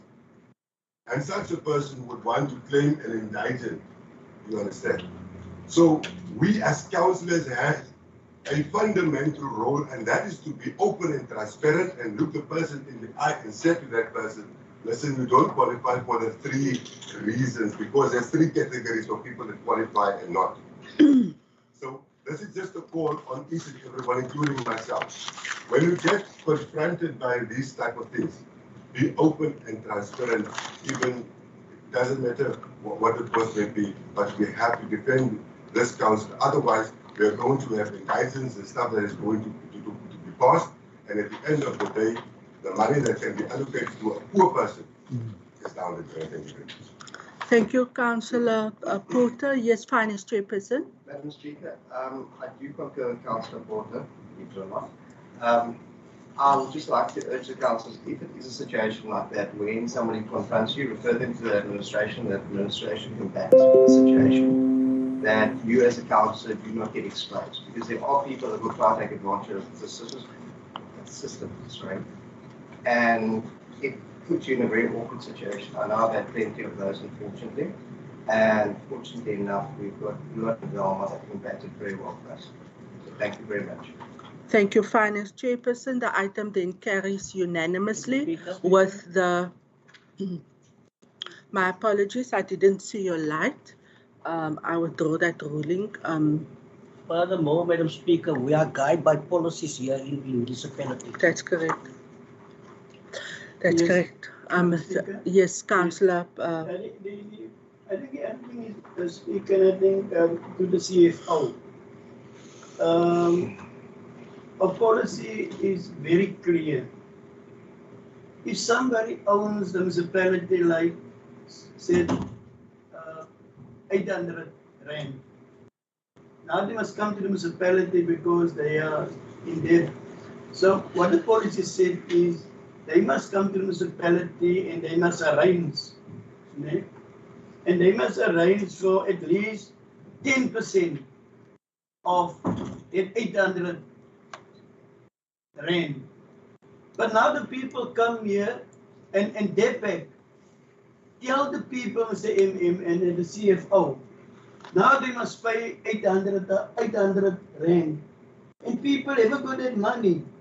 But if they say to them, listen, the policy is very clear, you must pay 10% of what you own the municipality, then we will get less of writing of debts for the municipality, because people going home, they haven't got 2,000 rand to pay a CFF. And I think we must just make the people aware of that. Maybe I'm wrong, maybe change a CFO, but I think that is something that we must also get in place, MM, through you to the CFF. Please make sure, because of people who got this money. Thank you, Councillor Kamfer. I believe you you want to say CFO and not CFF. EFF. Yeah, because we can't have the senior person in the finance office addressed as that. But your input is noted. The item carries unanimously. Most importantly, councillors, as all comments made this morning again highlighted the fact that we will always have to act within the policy framework. We can't act outside of it, because once a councillor is caught up into administrative things with things that you're not supposed to say, and people, Councillor Porter, who wishes to force you to do things that's out of our control based on the policy, then we would have transgressions, and we do not want transgressions. So thank you for agreeing that we will always act within the policy. The item carries unanimously. CFO, are you ready for me? Good, then we go back to our first item just to conclude and move on with our agenda. Mr. CFO, over to you. Please withdraw that name. The original list for the 21-22 budget was 30,300,000. The adjusted budget was an amount of 25.8 million. There was some movement in some of the projects. There was an upgrading of the 66 kilowatt overhead line between Denzer and Crocus Water. That was originally 6 million. That has been kept at 6 million for the adjusted budget. Then the next project is the Maine sewer network. It was originally 4 million, and that was then reduced to 1.5 million. Then we also have the Maine sewer network between Dentana and Grootbraak. Was originally 5 million, that was also reduced to 2 million in the adjustment budget. The capacity increase of Great Black water, the WWTW, like the wastewater treatment plant, that was 4.5 million, that was reduced to 1.5 million for the adjustment budget. Ernest Robertson pipeline to Sandwater. Originally it was budgeted for 3.8 million loan, that was increased to 7.6 million. And then the last project is the new reservoir at Farmville, 7 million original budget, and that now increased to 7.2 million, which totals to 25.8. Thank you, Mr. CFO. Councillor Kamfer, you've listened to that list of projects. It's infrastructure work. I just want to ask Councillor Baron is out now. Is he on the cell phone? Okay, does the Freedom Front remain with abstaining from this item, Councillor Willie? Yes, I think that's fair. Thank you so much. Does the ANC remain within their position after that input by the CFO? I think you will change our position based on the fact that on that list, but we still have other areas that were not counted in, especially areas that we said is areas. But I'm glad. You're happy. Thank you. The ANC has now withdrawn their abstention, and they're now happy with the input. ICOSA's thumbs up. Patriotic Alliance. Madam Speaker, you respect the Patriotic Alliance remains status quo. Thank you very much. The item carries unanimously with the Freedom Front abstaining and also the Patriotic Alliance. Thank you, colleagues. We are then at page 658 of the agenda. Item E89, Supply Chain Management Monthly Report for Deviations, approved for the period of March 2022. You may be excused, Councillor Porter. Do we have a proposal in this regard?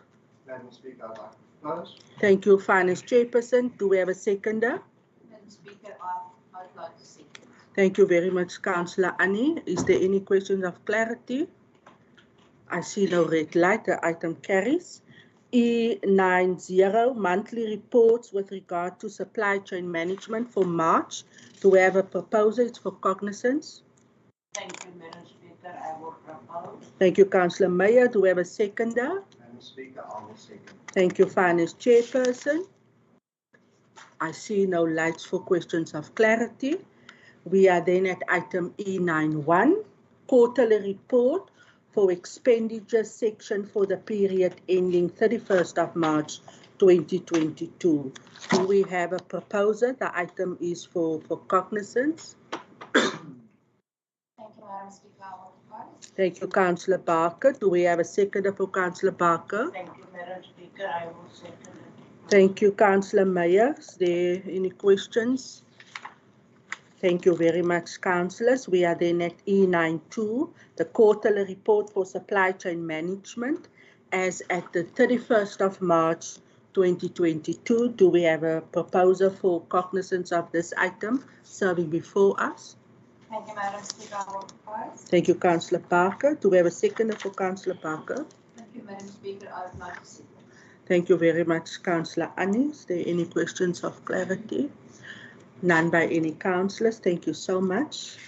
We are then at item E93, proposed acquisition or expropriation of a portion 196 of the farm 5 Brakke Fontein number 220, Mossel Bay for the purposes of a municipal substation, Alwyntal.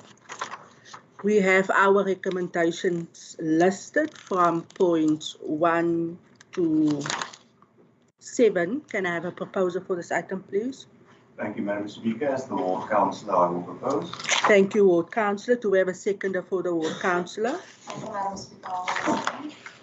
We have a seconder, Councillor Parker. Is there any questions of clarity on this item?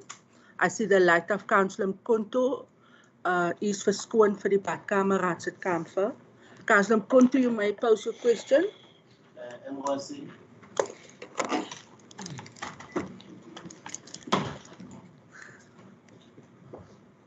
Namhlanje imini yami embi kakhulu. Again, kule meko yo-expropriate umhlaba asimi ngaphandle because iyaxelwa apha ukuba izaba noncedo uba kwi-substation ufakela kwi-substation like of mind.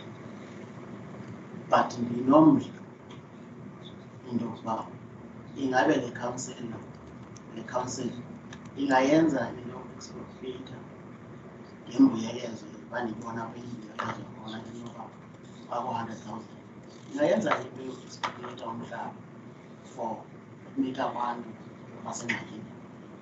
Umzekelo, abantu abangenandawo, sinabantu abahleli kwi-backyard dwellers, sinabantu abahleli kwi-informal settlement, abanye amakhaya yasithakala ngenxa yento yokuba akho decision ethathwayo apha ukunceda abo bantu bakhulu njengabemi bale dolophu because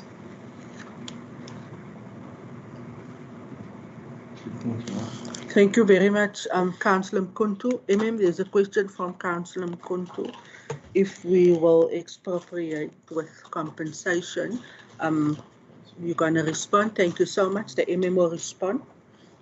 Speaker, thank you. Speaker, as a counting officer, I can say, I can give council the assurance that I'm not aware that council has a policy that says expropriation without compensation. We will definitely go out and compensate the people. And as far as the second question is concerned, will council expropriate land for purposes of human settlement? Yes, if the need arises for that, it will also be like that, but it will also, as far as possible, not be without compensation. Thank you very much for that clarity. The ANC indicated that they're not abstaining. We have no other questions. The item then carries unanimously. Thank you very much. We are at page 664 of our agenda. Item E94, the proposed alienation of a portion of Earth 12736 Mossel Bay, situated adjacent to Earth 2505 Mossel Bay, situated across from 40 Hill Street, Mossel Bay, Mrs. L.P. Lombard. Do we have a proposal on this item, Councillor? Madam Speaker, I would like to propose this item. Thank you, Councillor Kutsia, for proposing. Do we have a seconder for Councillor Kutsia? Yes, thank you, Madam Speaker. I second. Thank you, Councillor Annie-Janse van Rensburg. Is there any questions of clarity on the item? Councillor Mkontu, you may proceed. It's not a question. It's just to remind this council.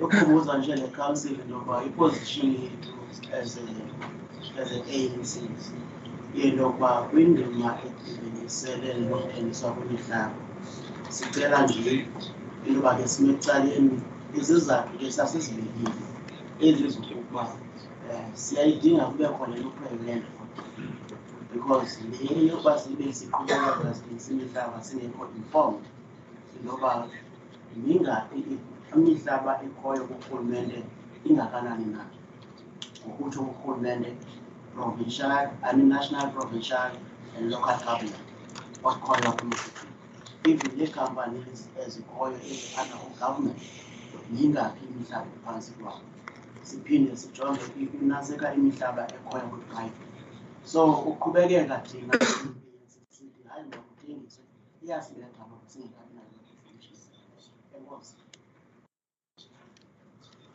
Thank you very much. The position of the ANC is that they are abstaining on the alienation of land with a request for a land audit municipal manager, and that is noted.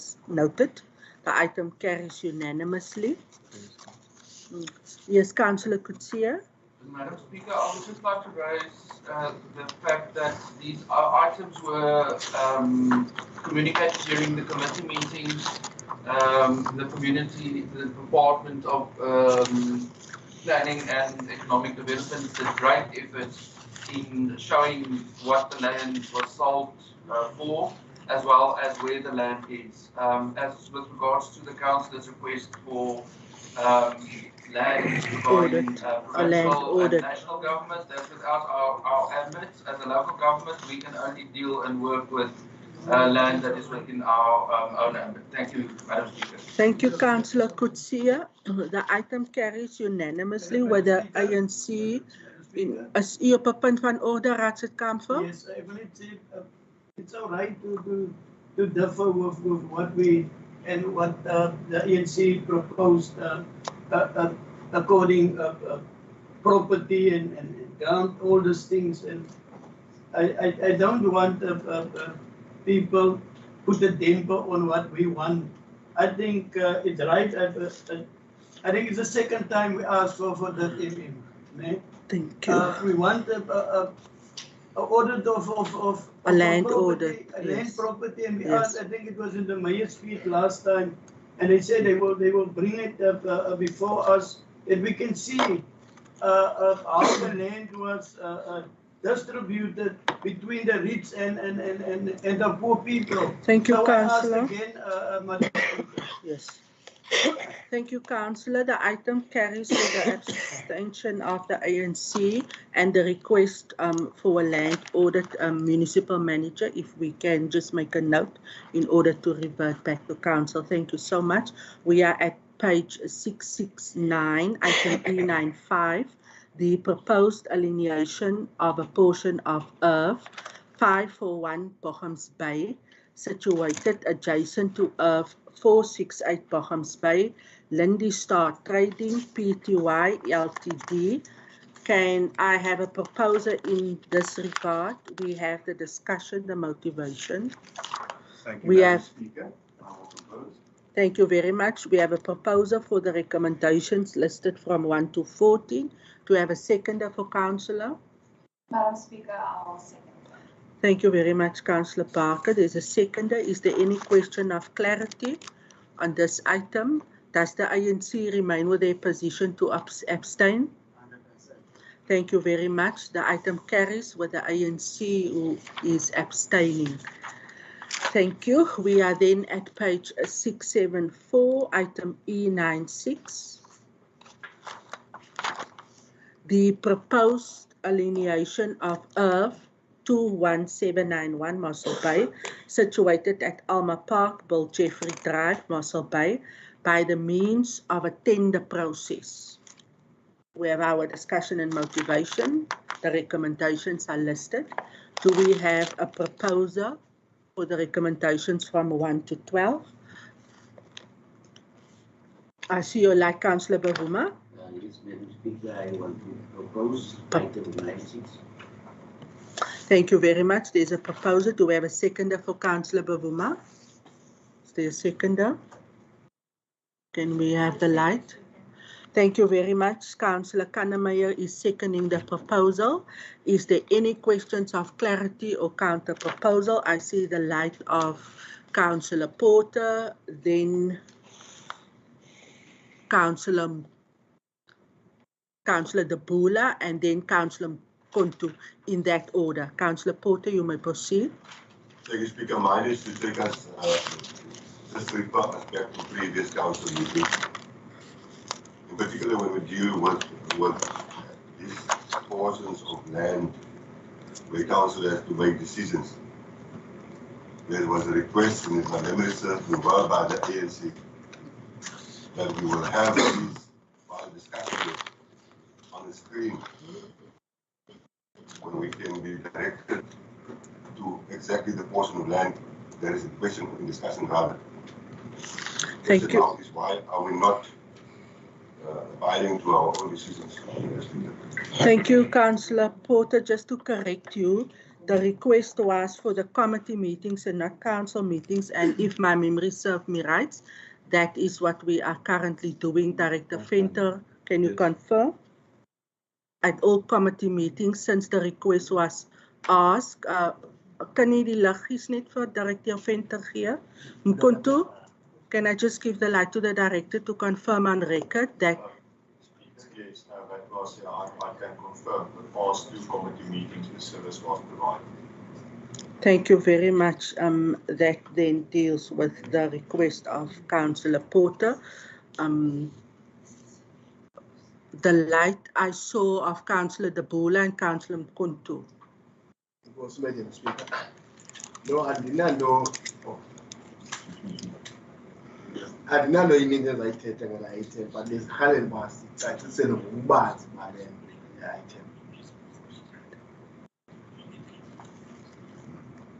Thank you. Councillor De Bula is asking just a bit more information around the alienation of this specific portion at Alma Park. Councillor Mkonto, do you have the same question or a follow-up? Thank you very much. You may proceed. Madam Speaker, was the same question, but I want to ask this council if this municipality is serious by taking or to empowering people that will disadvantage, because when it happens that the land allocated near the Alma, and if you check again, most of those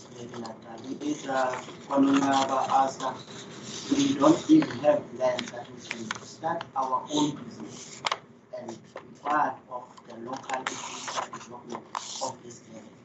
Now, when you sell this land close to these people, I think the priority is supposed to be those who are disadvantaged to buy and do business in this land, to start to readdress the injustice of the past. So for me, yeah, I need that clarity. Thank you very much, councillors. I would like to draw your attention to page 675 in the discussion and motivation. The item in front of us is for this process to be done through a tender, and it says that the purpose of this item is for council to consider it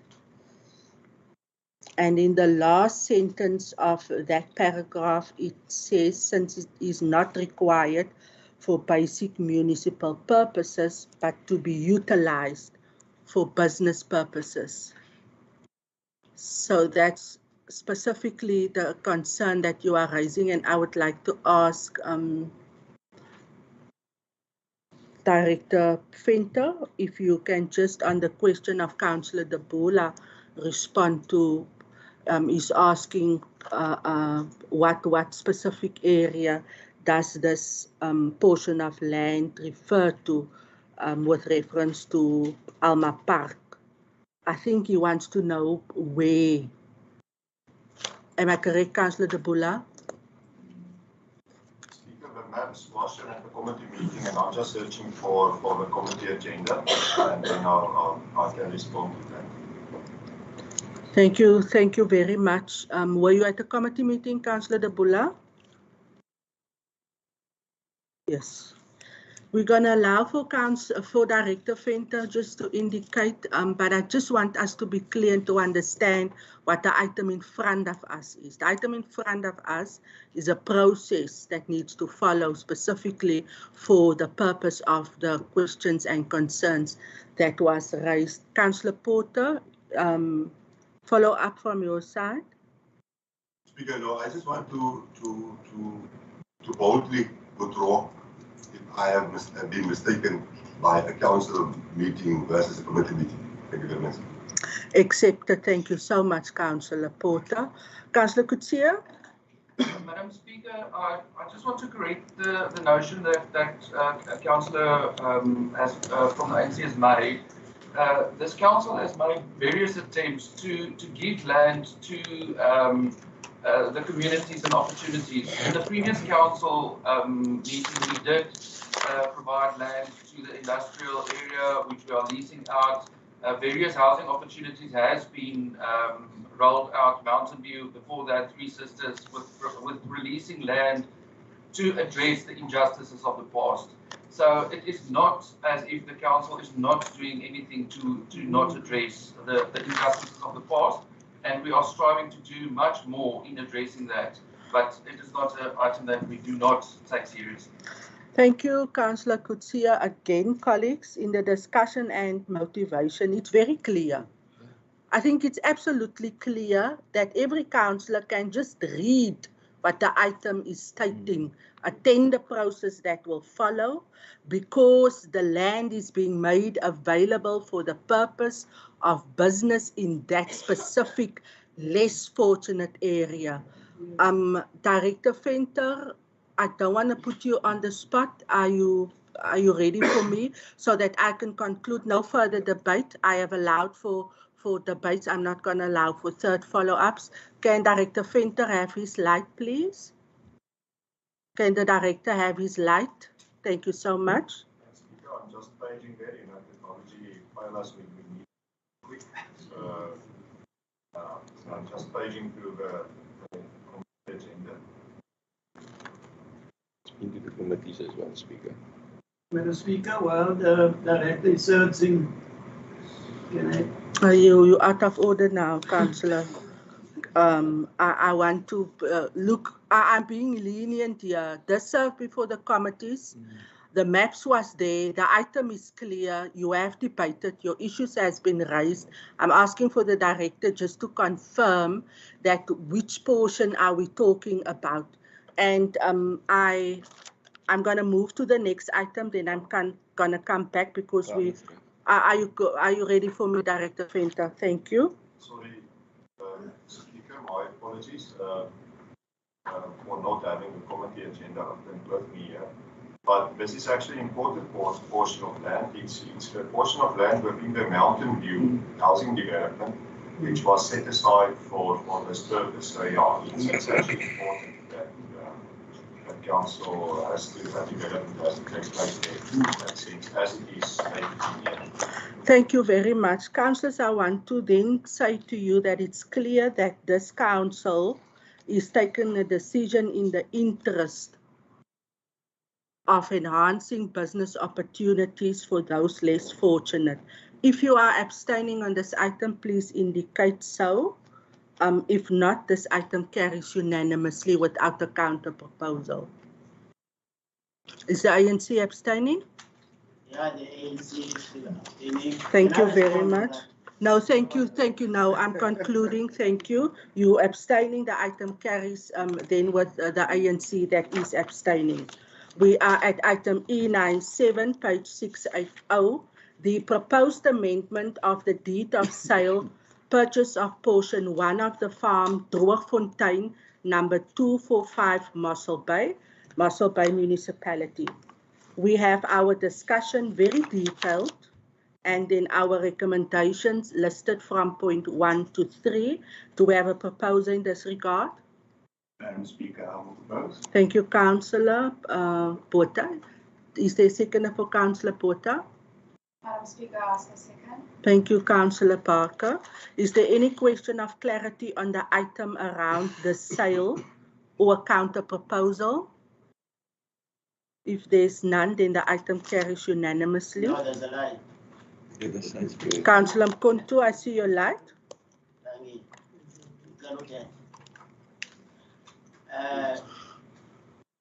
Kulo mhlaba ngiyayibona lena sikazi ibaleke kakhulu. Kodwa ke njengoba ibaleke kakhulu ndifuna iklarithi. Kunabantu abahlala phaya ngesisi. Kunabantu abahlala phaya kula farm. Ayikho kude kulo. And bane history yokubabesengekhaya. So ndikhalela uqonde ukuba imeko ye-council okanye lo-masipala njengoba engumthengi okanye eza kuquzelela le nantsika ukuba kuthengwe lala nasika la portion. Aba bantu bathwali bekwaphi imeko yabo? Thank you, Councillor Mkontu. Councillor Mkontu is asking, there's people staying at this farm. What will happen to them if this is approved and the process follows? And we have our Director Venter who's going to respond. Thank you, sir. Thank you, Speaker. Just out of interest, it's a portion of land as you next to Oslo, between Oslo and triangle portion of land between Oslo and the M2. Auckland. So the people staying there, as far as I know, and I can't, it's just that I can't confirm it here, but as far as I know is that they've been included within the outgoing of informal settlement program, because that is what's going to happen there. The area will be formalized. So they will be accommodated in one way or another with land there. But it's something that we will that is what we do in all instances, so I accept that that is also what will happen there. But I can't confirm to say that, it was said, just in proportion myself in that respect. So we can get back to council regarding that. Thank you very much. It is then clear that those people will be accommodated in terms of the processes that will follow, because it's the upgrading of that informal settlement. Is the response of the Director sufficient? Councillor Mkontu, last follow-up. Okay.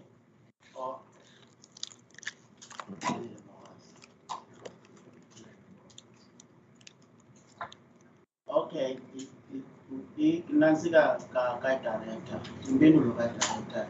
Xa ndilapha kwi-council ndibuzela for i-council into yoba le council xa ithatha i-decision ingathatha i-decision yakho ithathele inantsika le nto yoba xa uthuluza apha kuthiwe kuzobuyelwa kuwe as individuals andikholwa into yoba ikhona i-decision because apha sathatha i-decision and i-decision emele ibe yile council.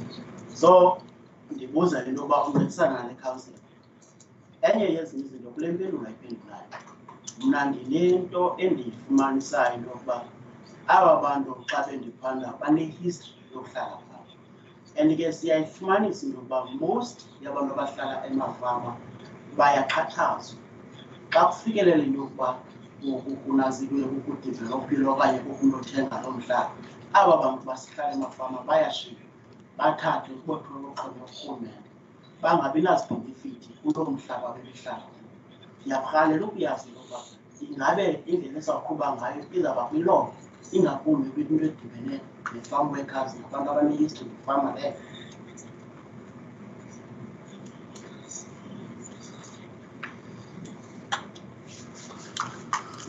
Thank you very much. Can we just have clarity? Councillor Mkonto is asking about farm workers, people who's working on the farm Drogefontein and who's been staying there for all their life. So his concern now is what will happen to them in this process, and Director Venter, I just indicated that they will be incorporated into the upgrading program. So it means that they will be taken care of. Am I correct in my assumption as such, or is there any additional thing you would like to add, Director Venter, so that we can conclude on this matter? Nothing. Okay. Yes, Councillor Kutsia. Madam Speaker, I think there's a misunderstanding under the naming. The name for the farm Drogefontein is an old historical name in terms of the deeds office. This is a piece of land that's being bought by the municipality for housing purposes. It's not a farm anymore. It's not rural ground. It is actually right next to Ward 15. So the piece of ground from where the housing stops at Ward 15 up until the N2 and Louis Fourie. So that property is being bought by the municipality, and it's just called Drogefontein due to the past.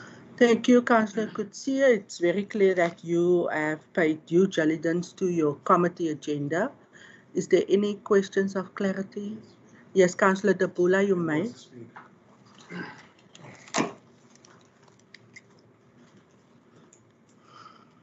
Speaker, eyona ndizama ukuyibeka itafeni apha njengoba kuhlala abantu phaa asiphikisani nayo into yokubana kungangenziwa uphuhliso lamatyotyombe, umzekelo xa ubona wafaka uphuhliso lamatyotyombe. Eyona sijongile sisimo somntu lohlala phayana uba ingaba yena njengoba kudala ehlala phaya eneminyaka eyakhe imeko lam izothwani umasipala njengoba eneenjongo zokuphuhlisa kamhlaba. Nantso into esiyithethayo, Speaker.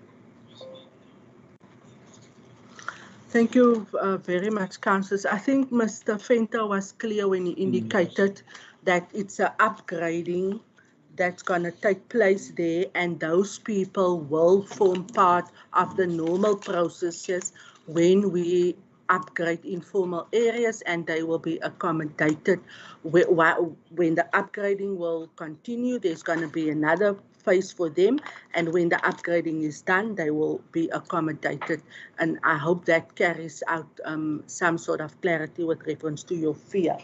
I want the ANC to make a counter proposal if they wish so, because it seems as if they just have that concerned question, but I don't know if you want to make a counter proposal.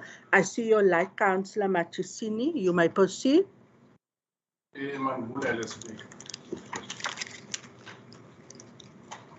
Eyona nto uncakasana esifuna uyiqonda phaa, aba bantu bazawufumana isinxephezelo okanye abazosifumana ngenxa yoba banebango ngalaa mhlaba. Noba ke ningawunikeli imali nomasipala sesithengise nje, bazawuba naso na isinxephezelo abazawusinikwa. Nantso into esifuna uyiqonda. Siyeva unothi uDirector Venter esithi ewe bazawususwa bayobekwa ngokwe-ULP leya, kodwa bona banexesha elikwehleli phantsi. Sifuna nje nathi sibacace uba bayanxebezelwa okanye hayi. Enkosi. Thank you very much. Can you please conclude with confirming to the councillors that the residents currently there will be accommodated, please? Speaker, it's clear to this council that the land is being purchased for the benefit of homeless people.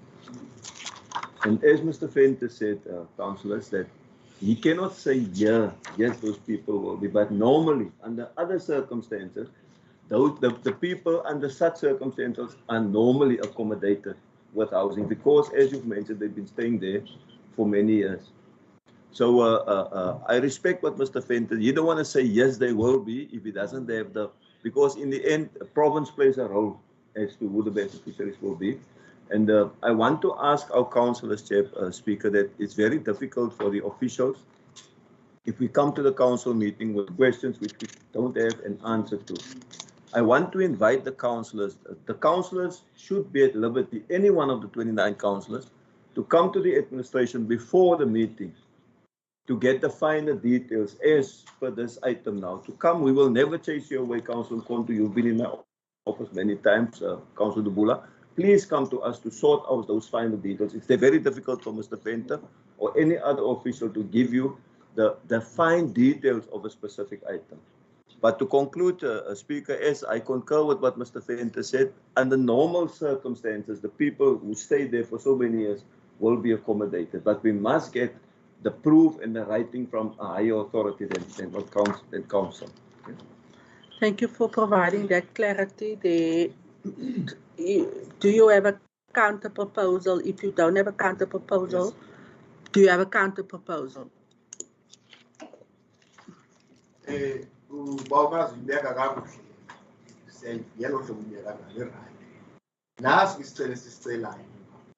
Njengoba ukufika ixesha ngoba kufuneka kusetyenzwe namhlanje uthunyelwa amapolisa abantu bosusa inkani phaya sokulandela yonke le mithetho ithethwayo ngokunahamba yonke inyama ngendlela bangaziboni belixhoba lokudutyula ngenababhuletha abantu kulaa. No, we know. Thank you. It's not a counter proposal, but just a request to ensure that the residents are dealt with dignity and that their humanity is also protected. There's no counter proposal. This item carries unanimously. We are on page 683, item E98. The extension of term of lease agreement, Mossel by Municipality, Trip S Construction and Traders, Pty Ltd, Section 116 of the Local Government Municipal Finance Management Act, number 56 of 2003. We have our discussion and motivation and our recommendations that are listed from 1 to 3. Can I have a proposal, please?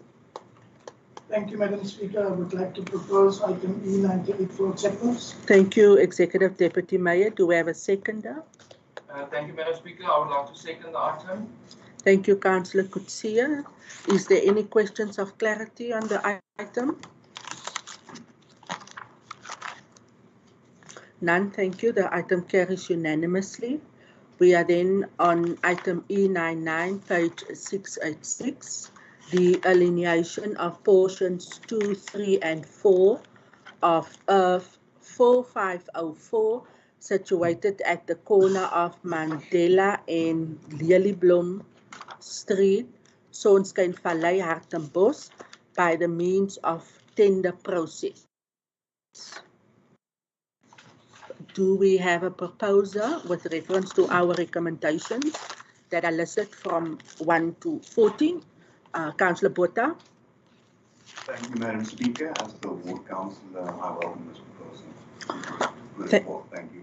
Thank you. It's proposed by our ward councillor for Sonskyn Vallei. Do we have a seconder for the ward councillor? Yes, indeed, Madam Speaker. I would like to second the item. Thank you very much, Executive Deputy Mayor. Is there any questions of clarity on the item? Yes, Councillor Mkontu. It's not a question of clarity. It's just to remind the councillor that our stand is still the same to the issue of alienation. Thank you. Said, I noticed that you rush move on E97. Our stand is still the same. Councillor Mkontu, no, we're not rushing. I ask for questions of clarity and counter proposals, then the ANC must indicate on the item so that we have it on record. The ANC is abstaining from E99, and then the ANC is also indicating on E97 that they are also abstaining. If the administration can then just confirm that it is on record. Councillor Mkontu, your abstention is then on record. Thank you so much. The item carries with the ANC that is abstaining from E99. Item E100, page 694. Mossel Bay Municipality, Pauper and Destitute Burial Policy. This is now the policy I think that all of us have been waiting for, and it has been workshopped. It is with reference to support to our pauper burials. We have the recommendation. Can I have a proposal in this regard, please? Madam Speaker, never ever was in Mossel Bay such a policy.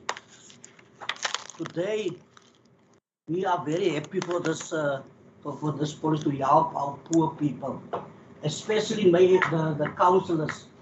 Ja, daar komt toch so baie mense na hulle toe vir hulp. Thank you all. I will thank all the councillors, the administration, also the community who was coming for help. And sometimes hulle was 'n bietjie deur mekaar gewees. Hulle het nie weet wat om te doen nie. But this policy today we are seeing that the Mossel Bay Municipality is moving in the right direction to help our poor people. For therefore, Madam Speaker, I propose E100. Thank you for proposing and your speech, Alderman Boyson, as the chairperson. Do we have a seconder? I see the light. Councillor Kamfer, you out of order. Can I have a seconder? I see the light of Councillor Baron.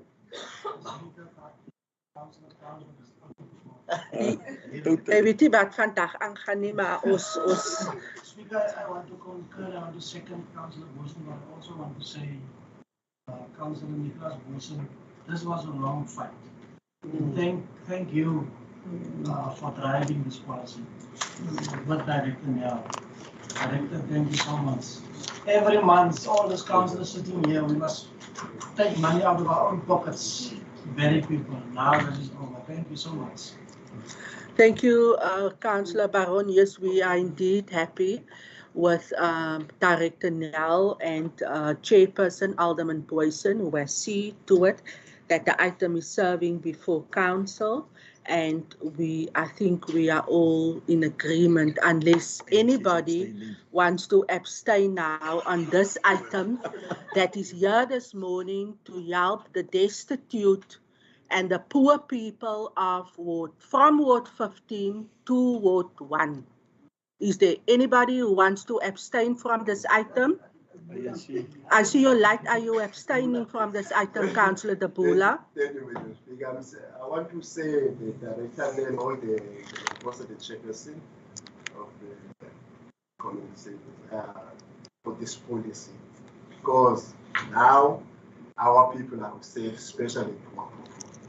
Thank you very much for this policy. I was proposed the first time of action was called a special council meeting. Thank you very much. Thank you, Councillor De Bula and Councillor Kamfer, who is also supporting it.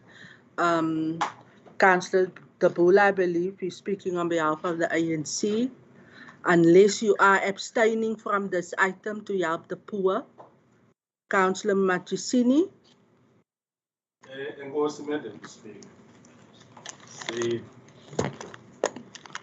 Siyabulela ngale polisi umama uNene chairperson wethu, kodwa kwizinto bese sifakile pha abazifakanga ezithi sasicelile pha kwikomiti ngalamini bestraight ba umuntu wethu thina sinenazi izithethe ezingafaniyo zithethe ukuthi loo nto laa muntu kayibhubhile simcelile uba makayogqitha endlini. Hayi nantsi ke zaa femile ezifana aphana sithetha ngomntu ongenabani, sithetha ngomntu ongakwazi ukumenzela umntu wakhe. Sacela ke phaa kwikomiti uba zeka ayogqithiswa phaa, kodwa xa sifunda phaya ku-4.241 phayana phaa sizawulawulwa yi-undertaker leyo ezabe wenza umsebenzi. Enkosi. Thank you, Councillor Machesina. I see the director is nodding her head in terms of confirming, because we are very much aware of the fact that we need to respect all cultures. And thank you for that input, Councillor Porter.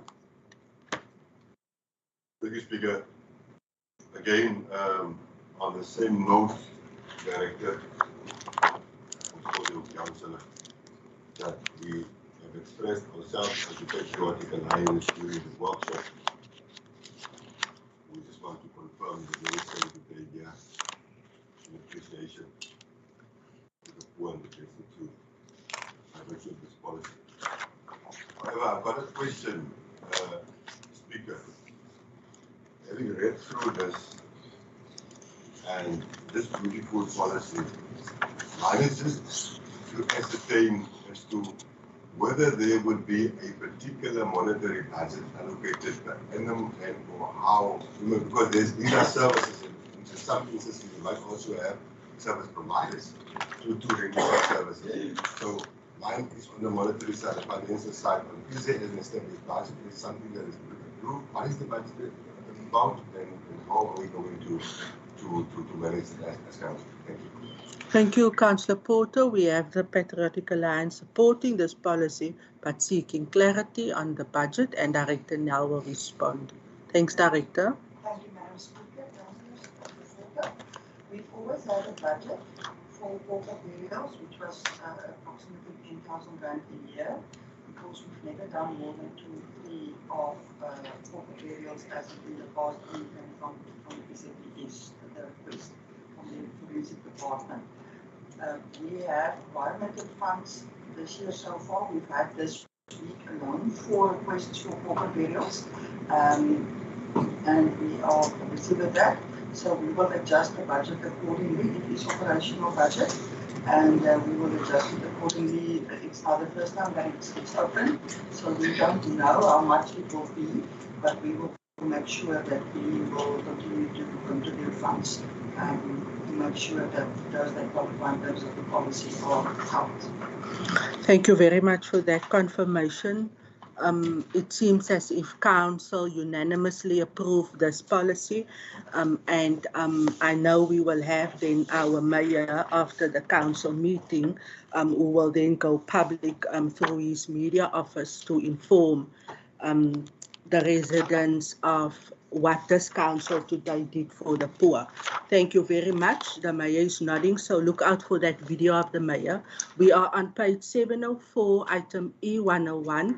I would like to draw Council's attention to the fact that we will now have a number of policies that will follow, which we have dealt with during a workshop chaired by Director Jantjies, and this is then the first one that is serving now for approval. Item E101, we have our task job evaluation policy. The recommendations are there. Can I please ask a proposer in this regard?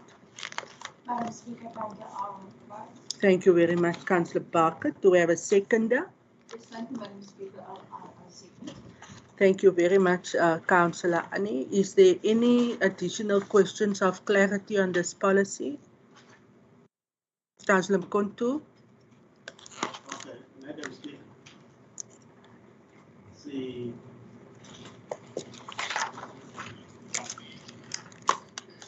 on the side of ANC, Celeste, sazi loba singavunyelwa apha because as police ukudla manje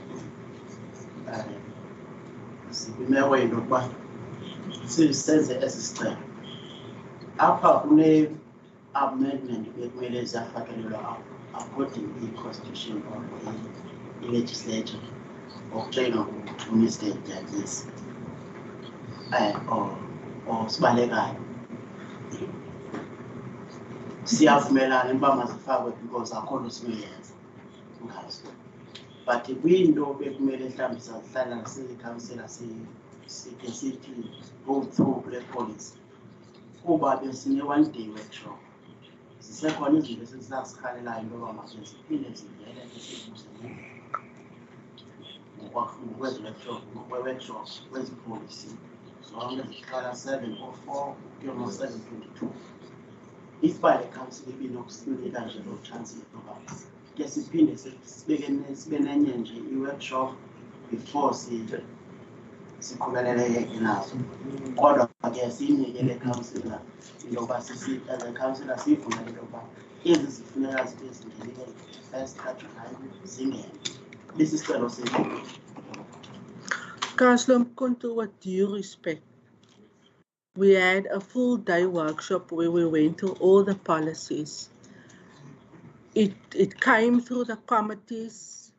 It came in advance to the council meeting. If you have any questions, perhaps we can arrange for written submissions, but we have ample opportunity for councillors to do the policy workshop, which was done by Director Jantjies, and I just want Director Jantjies to please respond, because I need to inform and remind council so that the public who's joining us can also know that there has been processes put in place and every councillor was afforded the opportunity to participate.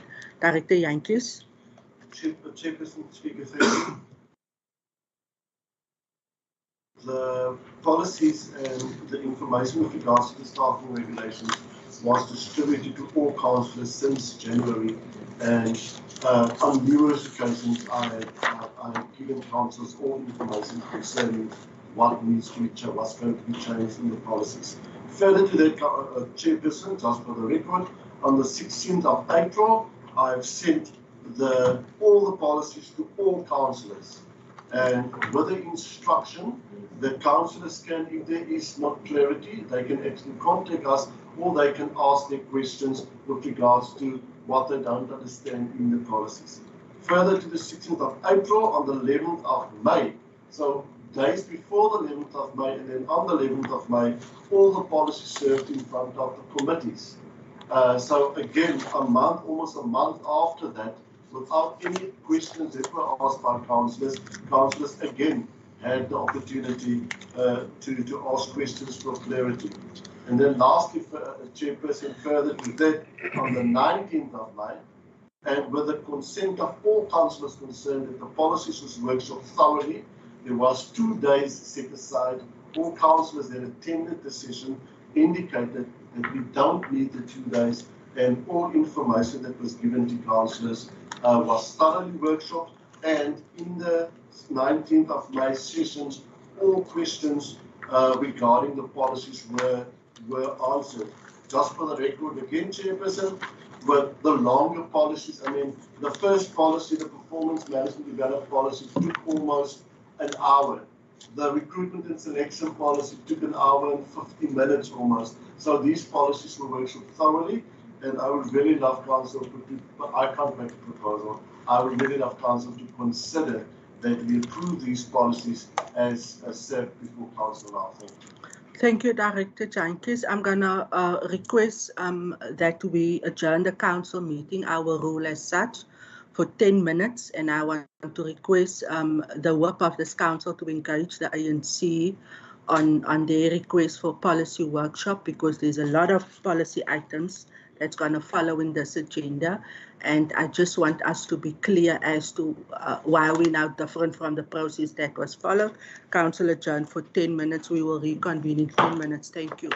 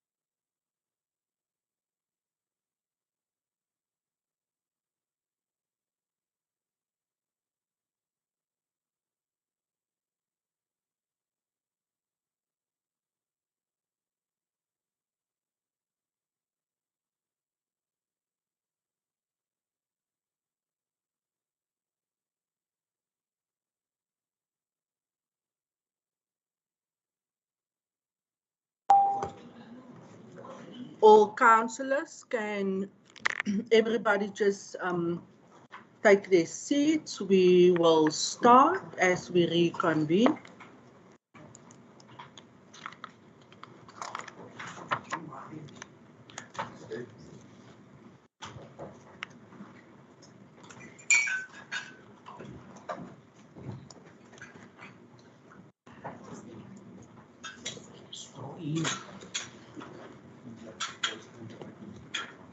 Okay, thank you very much. Welcome back to all members of council. We then reconvene. I've asked the Whip of Council to engage the African National Congress on their position around the policies. Can you please address council with reference to feedback, please? Thank you, Madam Speaker. I'll transfer over to the ANC for them themselves to state the purpose and the reasoning, Madam Speaker. Thank you very much. Who will be the speaker? Councillor Machisini, you may proceed. Masibulele Speaker. Ukuba ke ezinye izinto ke azenze ngale ndlela esithi hayi sizawuma ecaleni ngokwezi ezinye ngoba le migaqo ethethwayo abafuni maseyilandele kakuhle. Ngokwezi ezinye sihambisana nazo makazihambise national. Enkosi.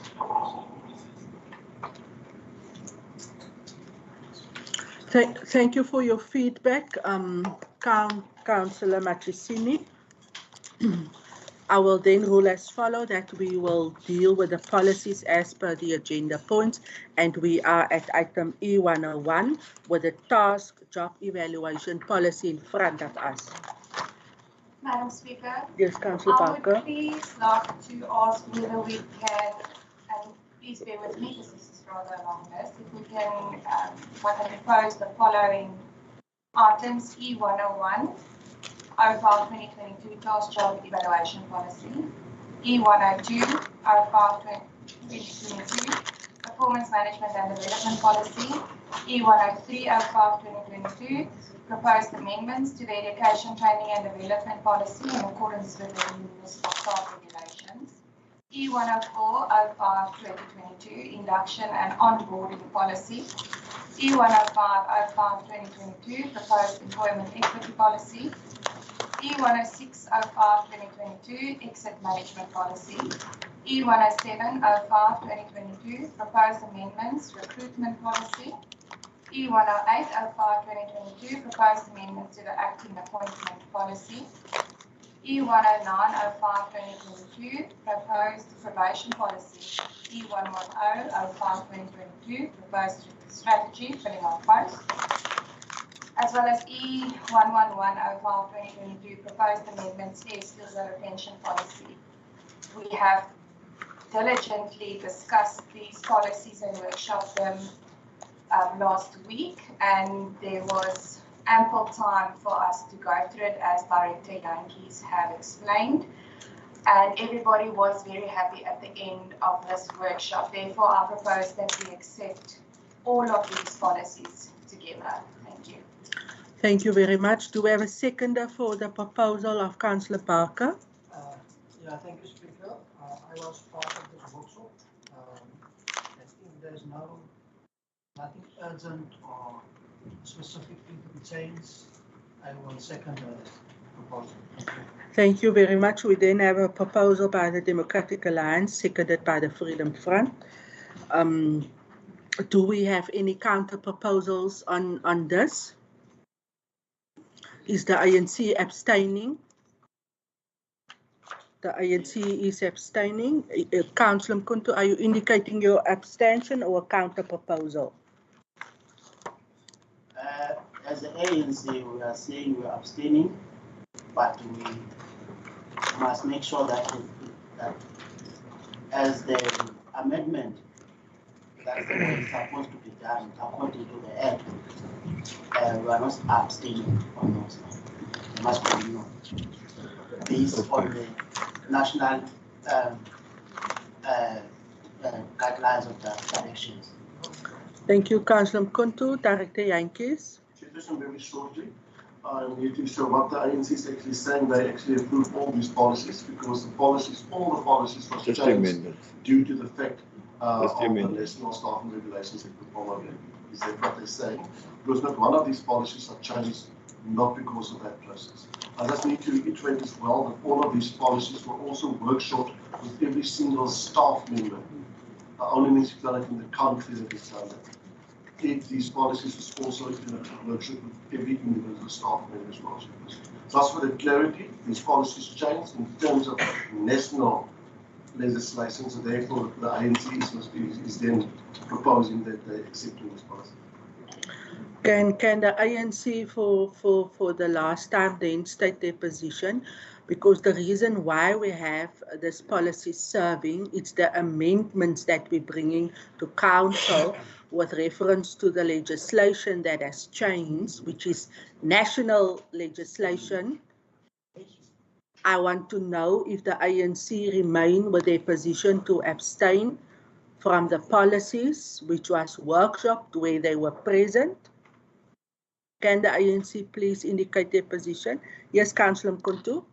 On these policies, we move with the amendment of the national. If it's anything that is not of national, then we abstain. Thank you very much. The policies carries unanimously. We are on page 723, item E112, the update on the implementation of the Traditional and Khoisan Leadership Act. We have our recommendations listed 1.2. Can I please have a proposal in this regard? And I see the light of I see the red light of Councillor Claassen. Councillor Claassen. Thank you very much. There's a proposer. Do we have a seconder for Councillor Claassen? Yes, Speaker, I second it. Thank you very much. There's a seconder. Do we have any questions of clarity? I see the light of Councillor Baron. Thank you, Speaker. Speaker, I must just quickly go back to the point E112. Yeah, Speaker, I must say something for Aboriginal matters. You may proceed, Councillor Baron. I'm not a Khoisan. There's nothing like a Khoisan. At the current moment in this country, there is a big debate about this so-called KLBA, Traditional Khoisan Leadership Act. 90% of all the Khoi communities in South Africa reject this act, because what we are saying, we say we are not traditional people. We say we are Aboriginal people and therefore we are indigenous. So at the current moment, the Khoi communities is busy sorting themselves out. And you will get the problem in all towns. There's new people being born yesterday. They are coming to municipal managers and mayors, and they make as if they are now the leadership. You will find out in the near future it will not be like that. So there must be a time when we discuss this topic outside of council. People think they will come to council now, but they will find out this process will actually first start in 2024. And between 2024 and now, there will be a lot of stuff happening. And just to update council, the Khoi communities going against this act will march from this year in all towns at one day, making ready for a million march to town council because of this act. So I just want us to be aware of what is going on. Thank you so much. Thank you for informing council. I'm assuming that that is not, Councillor Baron, I'm assuming it's not a counter proposal and that you're not against this item, but you're merely informing council. Thank you very much. I see no other lights with reference to clarity. The item of the Khoisan then carries unanimously. Thank you very much. We are councillors now on page 754, item E113. The installation of donated assets to Hikvision Accusance 4MP Bullet 2.8 mm overview CCTV cameras on a light pole to be provided and installed by the municipality at James Street in the Mossel Bay Municipal Jurisdiction, the Gamascope Community Police Forum. This is then an item that is now serving for approval, as these two donations will then be transferred to council, and we have our recommendations listed from 1 to 12. Do we have a proposer for this item? Speaker? Yes, Alderman Nicholas Boyson. We are seeing we are moving forward with the cameras. So therefore I will propose E113. Slowly but sure we are going. Thank you very much. There is a proposal for approval. Do we have a seconder? Is there no seconder for? Thank you very much, Councillor Kannemeyer. There's a seconder, and I wish to ask if there's any counter proposals or questions of clarity. Correctly so, this is a first step and also proof of collaboration between various role players, which in this case is the Gamascope, and at that strategic point on James Street, it will be in such a way that 3 wards, which at this point I believe is 13, 9 and 12, will then benefit. It seems as if it is unanimously approved, and we thank council then for that. We are at item E114. And also, please, just my oversight, sorry, apologies. Many thanks to the chairperson of safety who is joining online. It's Councillor Van Dijk also for the work that he's doing in this regard. We are at 114 of our agenda, which is the resourcing funding for establishment and support of a K9 dog unit for Mossel Bay Municipality, which has also served before the committees. We have the recommendations. Can I please ask for a proposal in this regard? Thank you, Councillor Claassen, for your proposal. Is there a seconder? Madam Speaker, I will second. There's a seconder, Councillor Delamain, which we thank. I can recall that the ANC at the previous meeting then also congratulated the Safety Department for this item. And they remain with that position. They're indicating so. We also thank Mr. Johnson. We thank the Safety portfolio for the work being done here, and also the chairperson. That item has then been approved by council unanimously. We are on page 762, item E115, the extension of Mossel Bay, Denpasar Twinning Agreement MOU.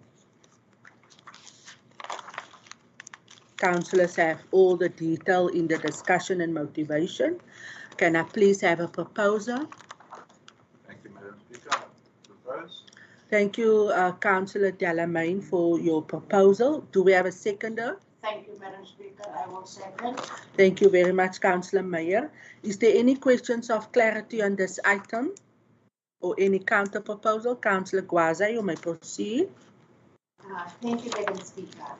Can you please have more clarity on this item? Thank you, Councillor Gwaza. It is a request for a bit of more detail as to what this MOU entails. Will respond? Okay. Thanks, Speaker. I will ask the maybe other directors like Mr. Venter to augment if necessary.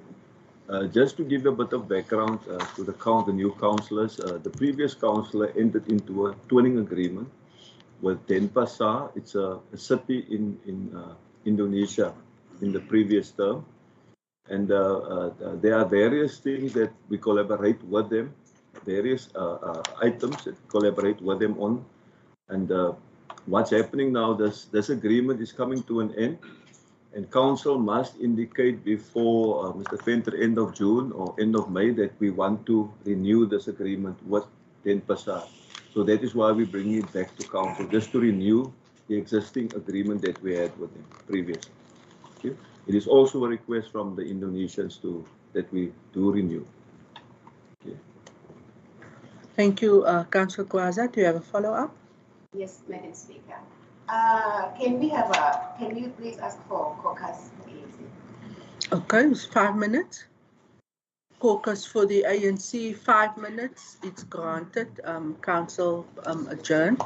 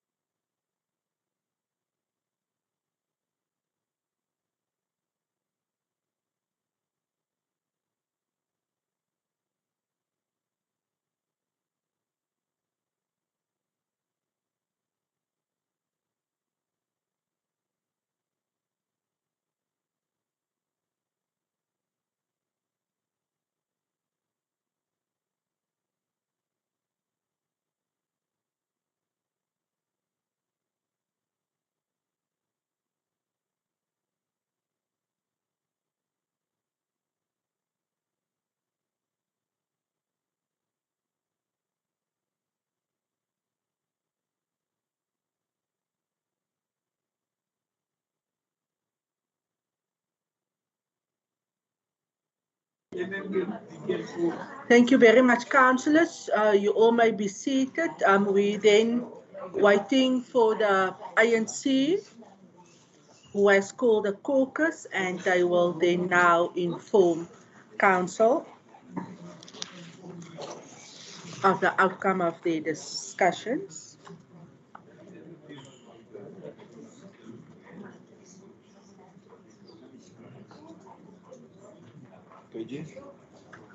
Mm-hmm.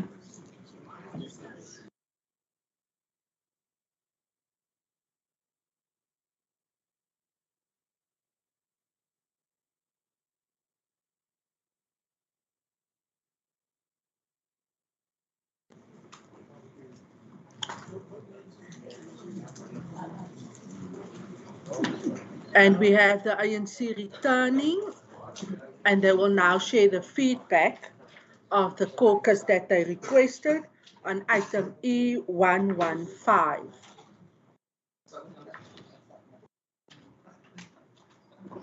Councillor Gwaza, you are requested to please report back to council. You have asked for a caucus on item E115. You may proceed, please.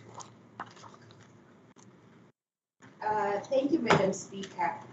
We welcome the engagement of the previous councillors with this city. We will gladly accept when the township can also benefit. Thank you very much. The ANC is not against the item. They're just requesting that we ensure that all of Mossel Bay is included into this agreement. Yes. Thank you very much. The item then carries unanimously. We are councillors on item E116, page 765, the establishment of Section 79 Committee for the purpose of business and events coordination. We have our recommendations listed from 1 to 0.9. Can I have a proposal in this regard, please? I see the light of Councillor Baron. Speaker, I want to ask the ruling party. This item, we were not prepared for this item. And we don't want to shoot it off because maybe it can assist us in future. The proposal is that we take it off for the next meeting. Thank you very much. There is a request from the Freedom Front to the ruling party. Can the representative from the DA please respond? Thank you, Madam Speaker. If I may briefly call caucus just for 5 minutes. DA caucus granted for 5 minutes. Thank you. We adjourn.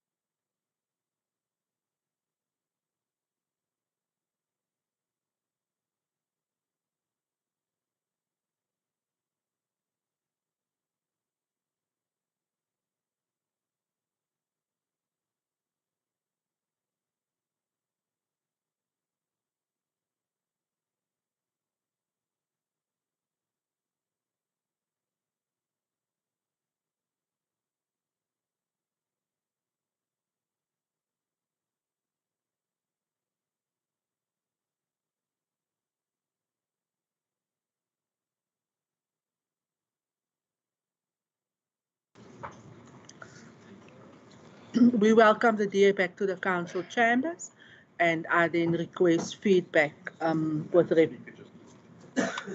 Thank you very much. We welcome the DA back to the council chambers, and I then request feedback on the caucus that was called.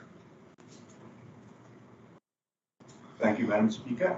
We are going to proceed with this item, and I will propose it on behalf of my daughters. Thank you very much. You can then proceed with the proposal, Councillor Botha. Thank you, Madam Speaker. We propose with the recommendations, then that the chairperson be appointed as Alderman Irrecoverable, and that 2 additional members be Alderman Nicholas Boyson and Councillor Leon van Dijk, and that the other positions then be filled by opposition parties. Thank you, Madam Speaker. Thank you very much. There's a proposal. I just want to indicate we have the recommendations from 1 to 9. There's a correction on point 9 that the Directorate Corporate Services just be amended with Community Services, please. So it will then, the administrative support will then be from the Community Services Directorate. The item in point 3 indicates that council appoints additional 4 councillors and 2 secundaries to serve on this specific committee. There's a proposal by the DA that the mayor is the chairperson of this committee, with 2 other councillors being proposed, and then an opportunity for 2 opposition councillors to serve. And are you proposing then the opposition be afforded the opportunity to amongst themselves identify who will then be part of this committee? Can I just have the light back to Councillor Botha, please? Thank you, Madam Speaker. It's not in my power to call a caucus on their behalf. That will be for them to decide. Thank you very much. Your proposal is then very clear. Names by the DA, 2 opportunities for opposition councillors. Do you have a seconder for your proposal, Councillor Botha?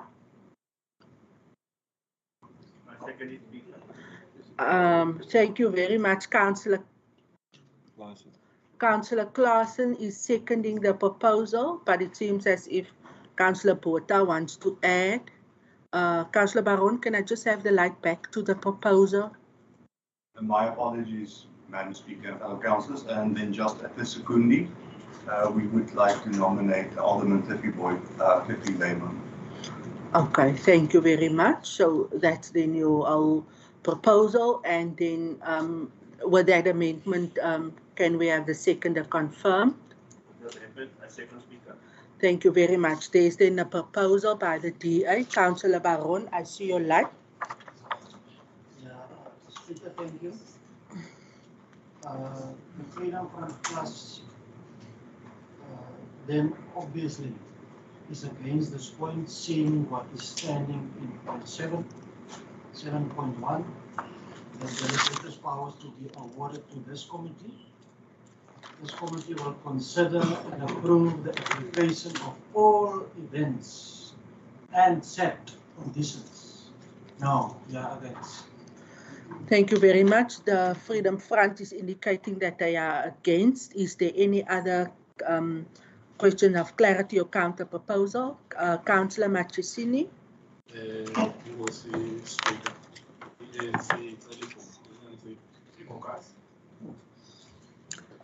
Thank you very much. Just before you leave, how much time do you need? 5 minutes. Is 5 sufficient? Okay. Thank you. Just before you excuse yourself, can I just take the question of Councillor Porter? Thank you, Speaker. Mine is just to ascertain or get more clarity as to why this. We had a number of festivals, jazz festivals, successfully executed over many periods of time.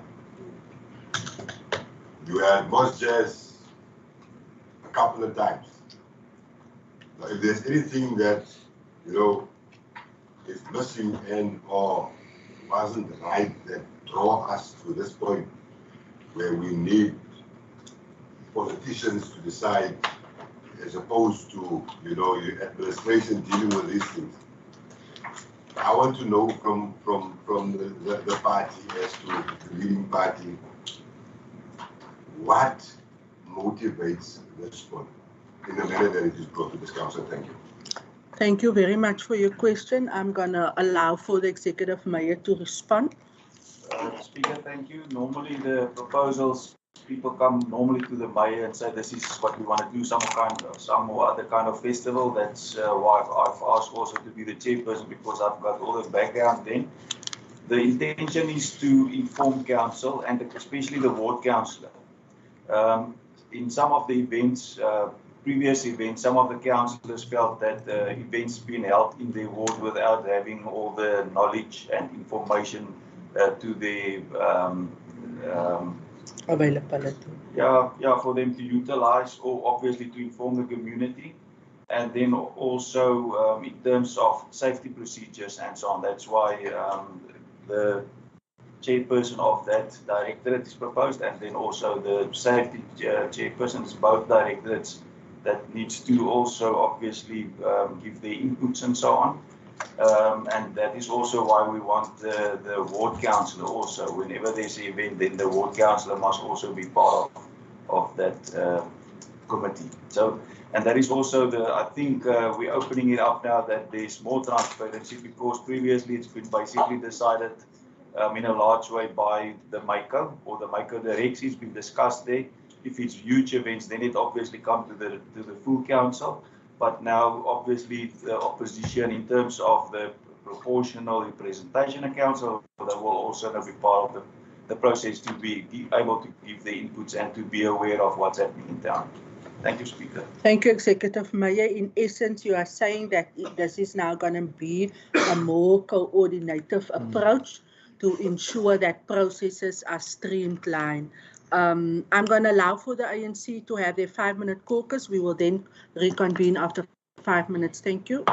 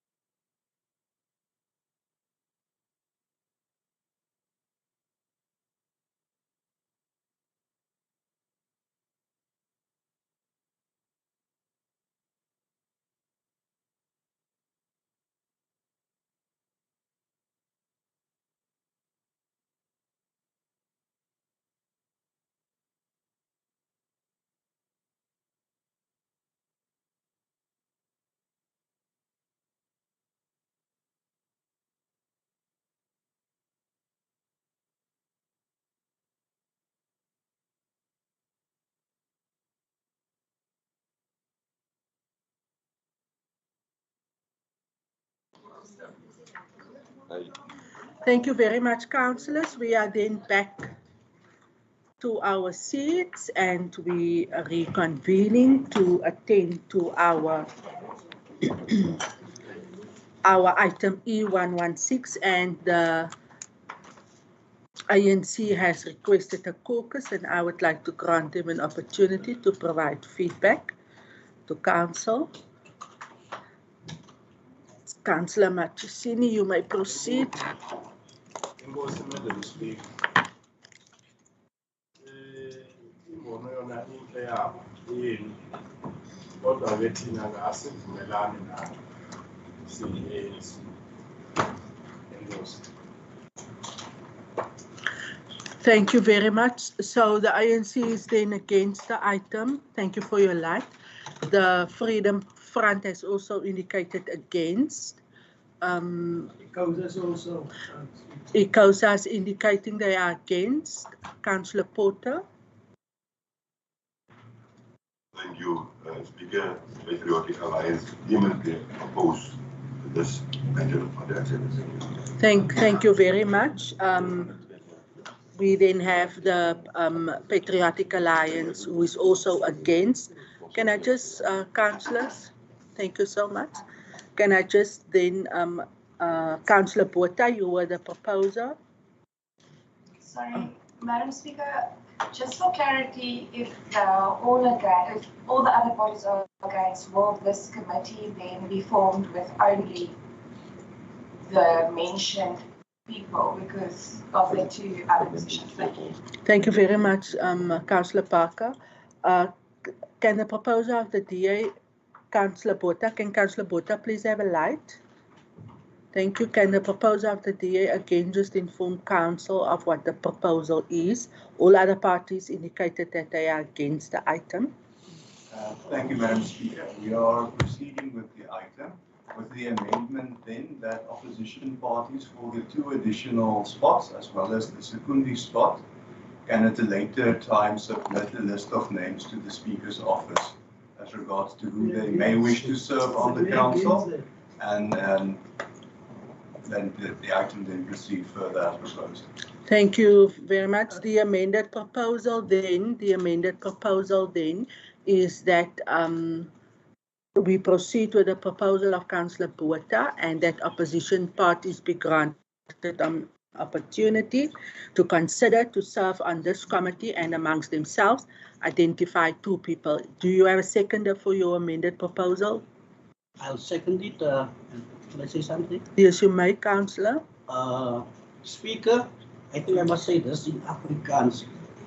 Ons was by die stembus gewees. En die stembus het 'n uitslag van 66,6% het die Mossel Demokratiese Alliansie gekry. En daar volgens word komitees opgedeel volgens persentasie. That's why, dis waarom ons 3 moet kry. Dis nie wat die DA voorstel nie. Dis law, dis wet dat die komitees moet ingesit moet word volgens die aantal stemme wat jy ingekry het. Baie dankie. Thank you very much. We then have a proposal and a seconder. All other parties indicate that they are against. The item then carries. With my apologies. Councillor, I saw your light. We don't have a counter proposal, councillors. All opposition parties indicated that they are against the item. There's no counter proposal. With the majority, then the item carries. Do you have any additional inputs, Councillor Kamfer, or can we proceed with the agenda? Speaker, council said now they will grant on.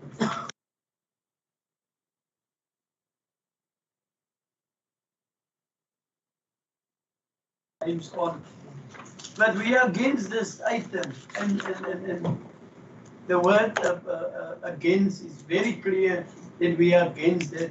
Councillor Botha against that item, and that's what the council said. I don't know what the ANC had, but we are against that item.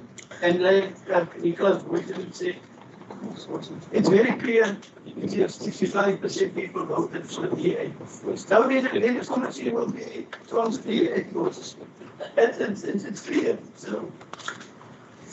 Thank you, Councillor Kamfer. Can we then, for the purpose of all the opposition parties who has now indicated that they are against, we have the proposal by the Democratic Alliance. Can the opposition parties then indicate a counter proposal so that we then can vote on the item?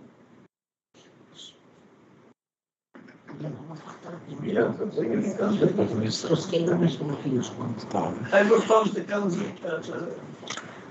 Thank you, colleagues. The mayor needs to excuse himself to attend to other business. Can we please rise to excuse the mayor from this meeting? Thank you, Mayor. Thank you, Executive Mayor. The Deputy Mayor remains, and he will then also act accordingly. Councillor Baron, I saw your light.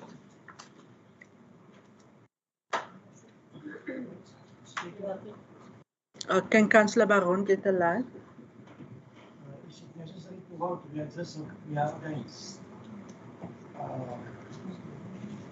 We don't have another proposal.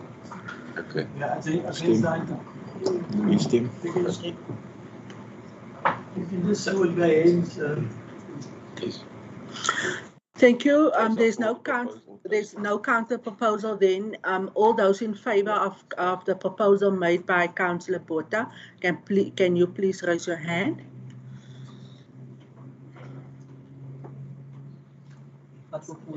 We also have the hand of Councillor Van Dijk, who is online.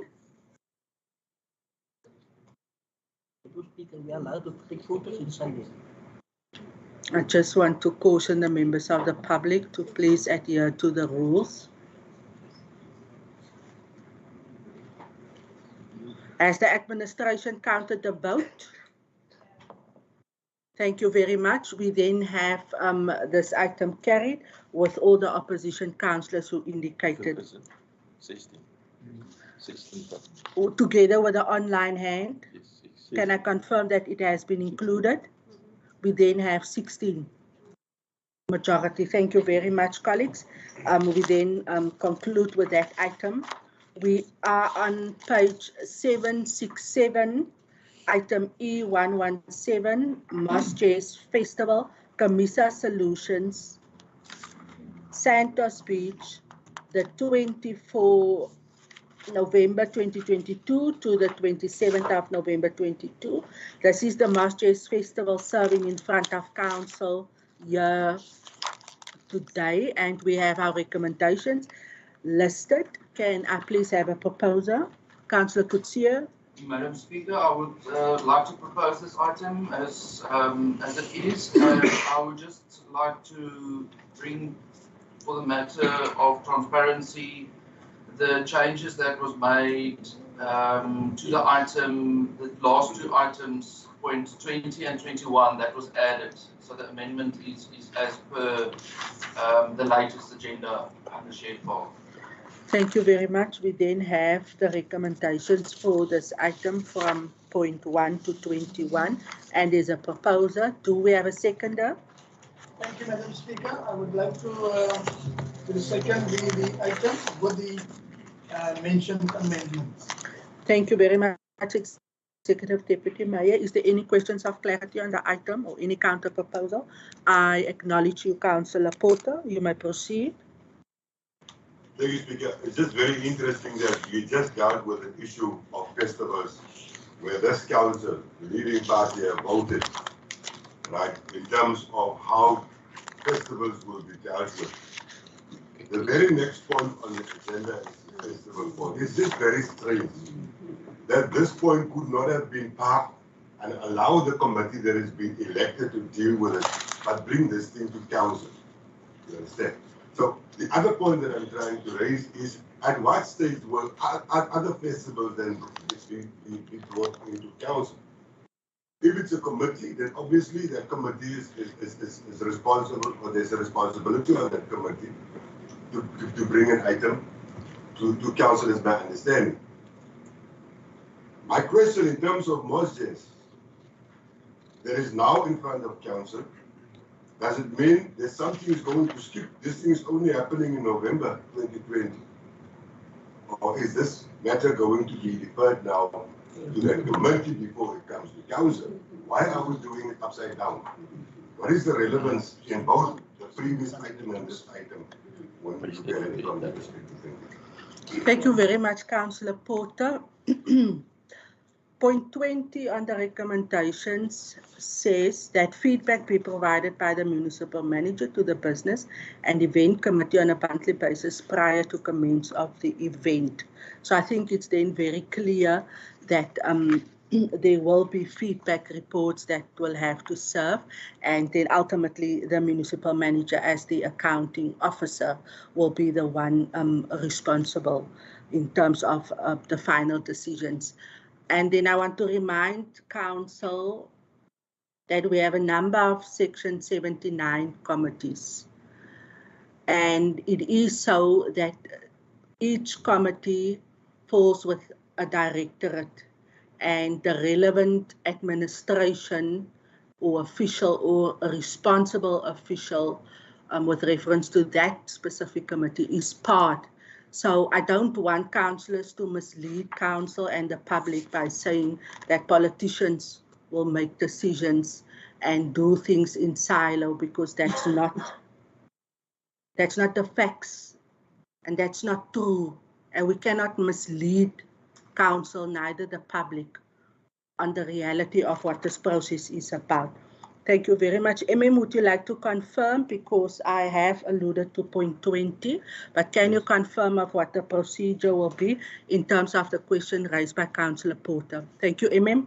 Thank you, Chairperson. Speaker, I think it's important for councillors to note that any committee is subject to council if you look at the delegation of power. That's correct. That is prevalent in this council. And just to answer the question of Councillor Porter, why must it come now? We know that the MOSJS is an annual event. The last MOSJS was this year.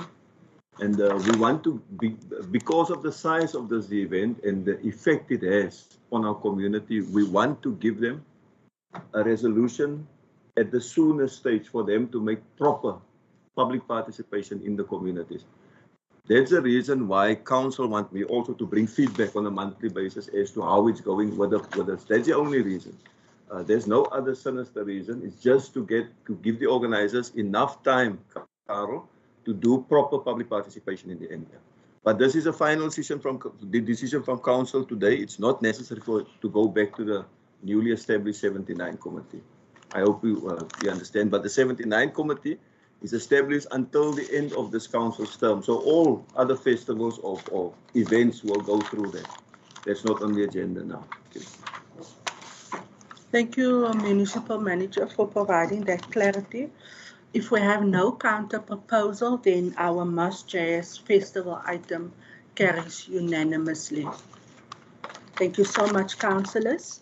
We are then on page 772, item E118. Party Fest Entertainment CC Matric and Youth Festival 2022 Mossel Bay, Hartenbos. This is the first for our town. The recommendations are listed from 1 to 26. Do we have a proposer on this item, please? Thank you, Madam Speaker. I propose. Thank you, Councillor Delamain. Is there a seconder for Councillor Delamain? Madam Speaker, I second. Thank you very much, Councillor Kutsia. Do we have any questions of clarity or any counter proposal with reference to the Matric Festival item? Thank you, Councillor Dapula. You may proceed. Madam Speaker.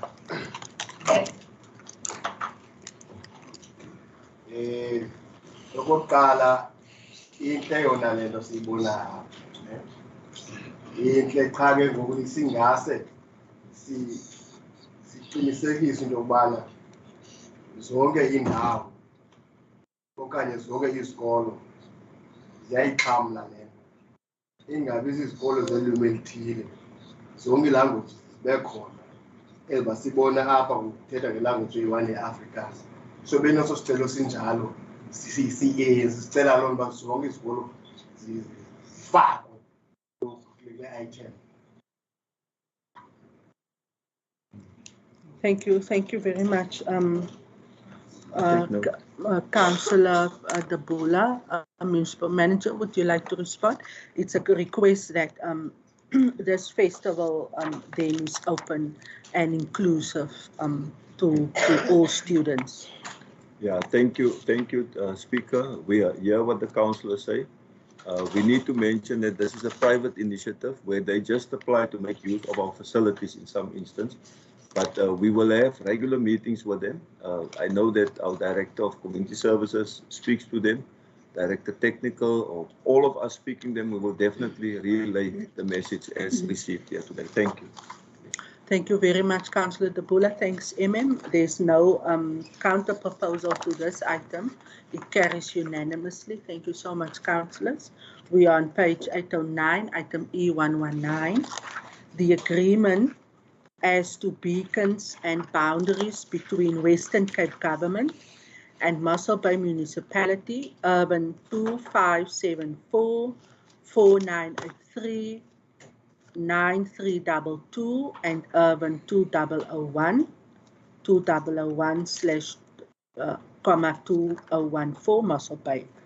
We have the discussion and motivation, and also our recommendations listed from point 1 to 3. Do we have a proposal in this regard?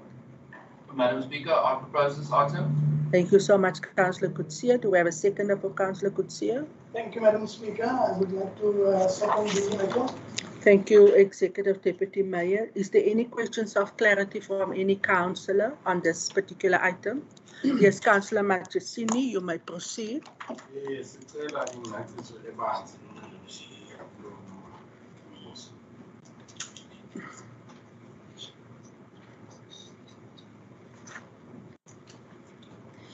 Thank you. There is question of clarity with reference to what this item is about. So can I ask that I get the light? Is there any other light on? Director Venter will then give clarity on this matter. Thank you. Speaker, I'll try to explain. It's what happened here is it's history.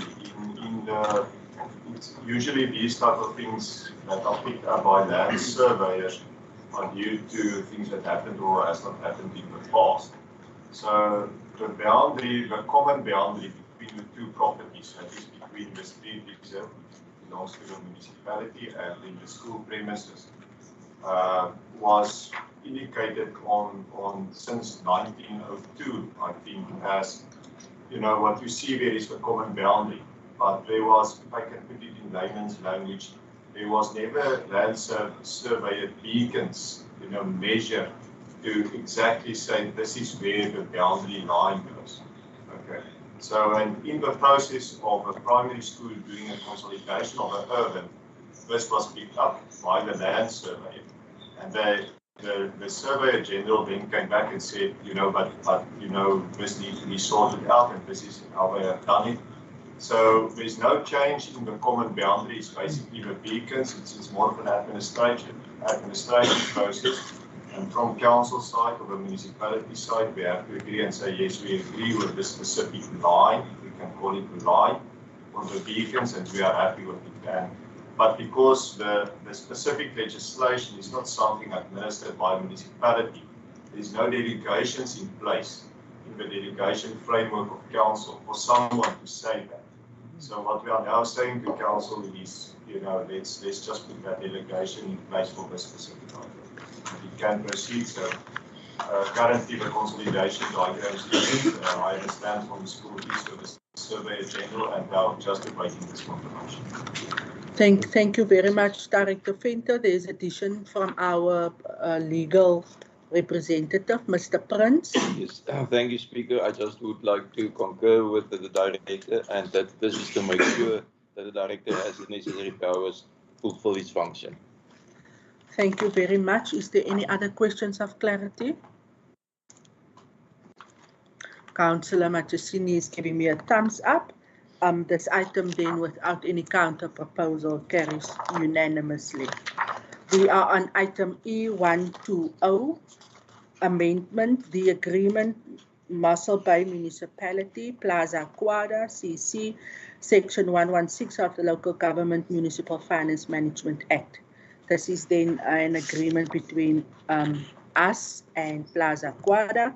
The recommendations are listed from point 1 to 4. Can I have a proposal in this regard, please? Madam Speaker, I would like to propose the item. Thank you very much, Councillor Kutsia. Do we have a seconder for Councillor Kutsia? Madam Speaker, I will second. Thank you very much, Councillor Wap. Is there any questions of clarity? Councillor Kamfer, I acknowledge you. You may proceed. Thank you, Madam Speaker. I just want to ask the Speaker, building is Plaza Quadra. Okay. Is that all that you would like to know? Yes, and the other thing is, I think myself and the mayor last time was on the same page on hiring buildings from other people. Yes. And he said there's plans and maybe Director Finter can come in here. And he said there is plans of maybe set up our own building. Because if you look to the money that we will hire this place and take it over the next 3 years, it's a lot of money. And I think, as I said, myself and the mayor agree on that we must seriously look into this matter of building our own building. And what he said, there is plans on the table. They are busy, and I just want to ask if this plan is still on track of what we want to do, Madam Speaker. Thank you very much. Director Finter will respond with reference to clarity. Thank you, Speaker. Regarding the owner of the property, that is actually attached to the agenda on page 818. Is the name of the owner. Is listed there or indicated there. Secondly, in terms of the building, the plans for the upgrading of this building, yes, it's on track. We are busy with the architectural drawings, and it will. And we are busy with the necessary consultation with all officials and those office users of the various buildings. So yeah, that process is going, and I believe provision has also been made in the budget, the draft budget of council, to upgrade the building, to provide for additional office space. Thank you. Thank you, Director Finter. So it's then Mr. Tobias Potgieter, it's clear there, and then Mr. Finter is indicating that our process with reference to our building is then on par. If there's no any other questions of clarity or counter proposal, this item carries unanimously. Councillors, we are then at item E121. Page 843, and Councillor Porter has disclosed his interest, and for the record, we acknowledge that Councillor Porter is excusing himself for this particular item. Thank you, Councillor Porter.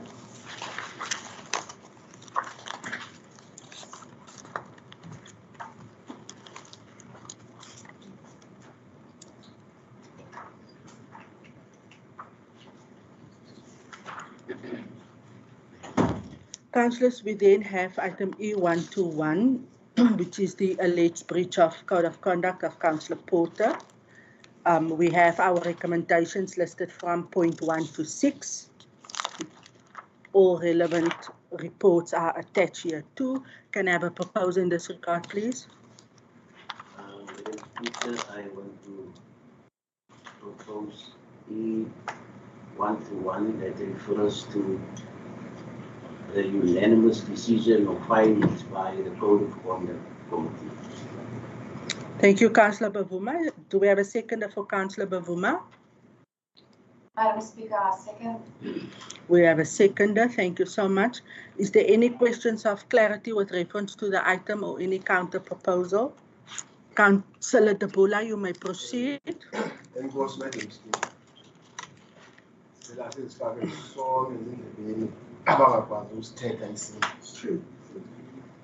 Madam Speaker, asalindi into yokubana u-council border uphule umthetho. Asiyali lo. Kodwa xa sijonga nanjengabantu abatsha beBhunga, isigwebo asinikwayo apha siqatha kakhulu. Njengomntu omtsha besayifunda i-code of conduct, engabi nalo kakuhle ixesha lokuvuda ezibasandokwana kube zizininzi nezinto ezenzekayo ekufuneka afunde i-agenda yonke la. So nam xa sisijonga esi sigwebo noko siye saqatha kakhulu, so besinesicelo esinto yokubana noko le mali adayohlwayo noko irhoxiswe anike la final warning, angasuswa de abethwe nemali le. Nanjengomntu oqalayo kona ayikuba mhlawumbi kudala eso into yokuqala le eyenza. Eziba uyana xa ukhulisa abantwana, umntana uyakwazi umosha, but awusuke umntana umohlwaye ngesahlwayo esikoleni eqala umosha. Noko umthinja kancinci okanye umngcolisi. So besinesicelo esinoma kasirhoxiswe noko esi sigwebo singaka abethwe sona njengomntu oqalayo umosha. Thank you very much, Councillor Tapula. Can I just confirm who's the members of this committee? Okay, let me on page 845 council who the members of the committee was in terms of the established committee from this council with reference to the code of conduct and disciplinary matters. It is Councillor Bavuma who is the chairperson. It is Councillor Machisini from the ANC. It is Councillor Mkontu from the ANC. It is Councillor Botha, who's the whip, Councillor Leroux, and Councillor Barker.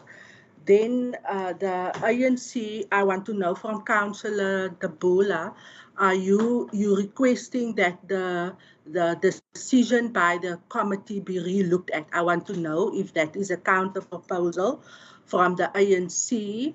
Then I want to know, does this also include the members of the committee who is from the ANC caucus?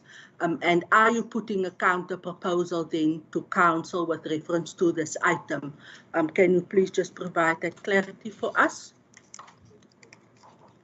Madam Speaker, what is to us caucus 5 minutes? I would think that you would want to do that because you out of order. But I will grant your caucus request. Is it 5 minutes? Is that sufficient? Are you sure? 10 minutes. 5 or 10 minutes? 10 minutes. 10 minutes caucus granted to the ANC. Thank you.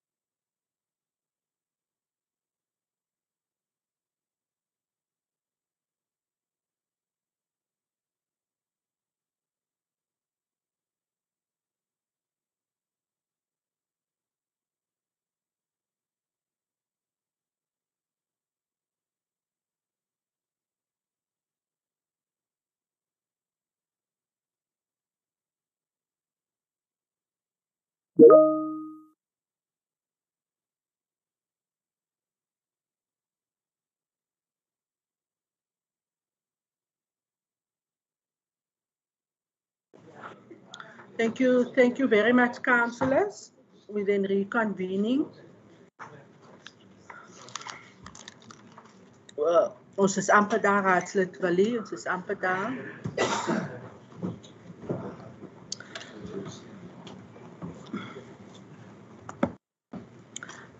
Thank you, Emim. We are then on item E21, and the ANC has requested a caucus, and I will ask Councillor De Bola just to provide feedback on the caucus held. Thank you so much, Councillor. Enkosi, Madam Speaker. Okokuqala, Madam Speaker, ndiyafuna ukuthi akukuba mhlambi isigqibo se-Committee Code of Conduct sisidelile, nesohlwayo sayo sisidelile. Asikho against sona okokuqala, but besijonga imeko lesikuyo ngalo mzuzu, nemeko njengabantu abatsha okokuqala, noko besiqatha kakhulu sona isigodlo esi. Asisidelelanga, but siqatha kakhulu, nazo ke besithele sikakhulu. Thank you very much, Councillor De Bola, and that feedback is noted. If the ANC wishes to do a counter proposal to the recommendations, then please just prepare that for me if you want to bring that to council with reference to you're indicating you're not against the committee's recommendations to council, but you want council to consider. If there's a counter proposal, then the ANC can do so. I see the light of Councillor Baron and then Councillor Kamfer. Councillor Baron. I think this point I want to deal with Afrikaans. You may proceed. There is an interpreter, so you can speak the language of your choice. Does council have the council have a language policy, so you are allowed to do that. Everybody covered? Thank you so much. You may proceed. Speaker, this sentence from point 1 to point 4, formal warning number 1, 1 month suspension number 2, 30,000 rand number 3. Yeah, this is actually the sentence.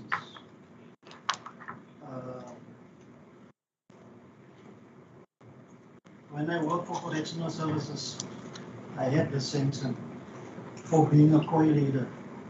They want to silence me. And they give me 3 months suspension. 3 months without salary suspension. Destroy your life. And this is exactly the same. 30,000 rand is 2 months salary for our normal councillors. 1 month suspension is another month. Everything collapses. Your policies collapse. The life that you invest in your family, everything collapses. You must start, you must sell everything. And that's why this is ook die van my swaarste saaks. Ek wil vir die komitee vra. Ons het hele week met onze policies gehanteerd rondom the training of new councillors. It's not staff, also for councils. Councillor Porter is new in this council. We are supposed to support our councils. So that's why I want to ask this committee. Will this committee have a heart and give a lesser sentence than to destroy the life of Mr. Porter, our councillor? His wife is sitting there, saying the children will be destroyed. Speaking from the side of the Freedom Front Plus, we asked for a lesser sentence than destroying your life 3 months without salary. Thank you. Thank you, Councillor Baron. Can we just make the correction with reference to the suspension? as per the recommendations listed, that council is just up to date as to what that implicates, municipal manager. Can the MM get the light, please? Thank you, Raadslid Kamfer.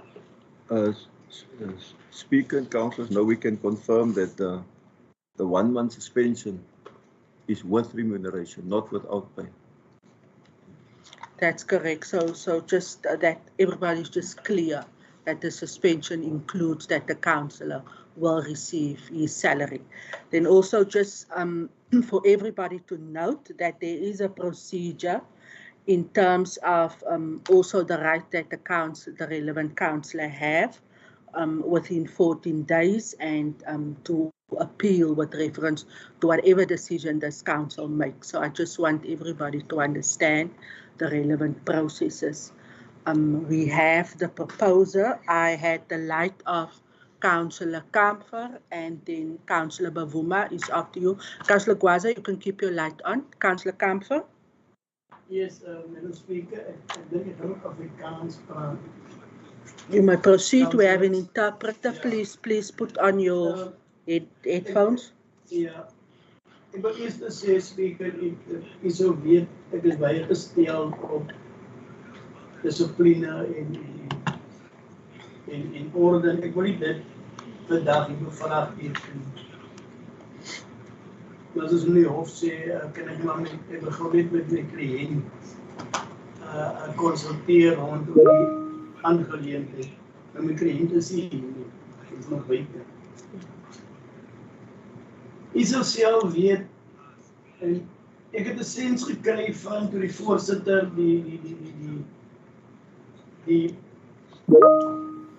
die voorstel sê hy secondeer of hy aanvaar die voorstel van die straf. Van het ek 'n sens gekry dat hy sê dit in 'n manier van amper lekker kry. Nee. Madam Speaker, point of order. Point of order granted to the whip of council. Can the whip have the light, Councillor Kamfer?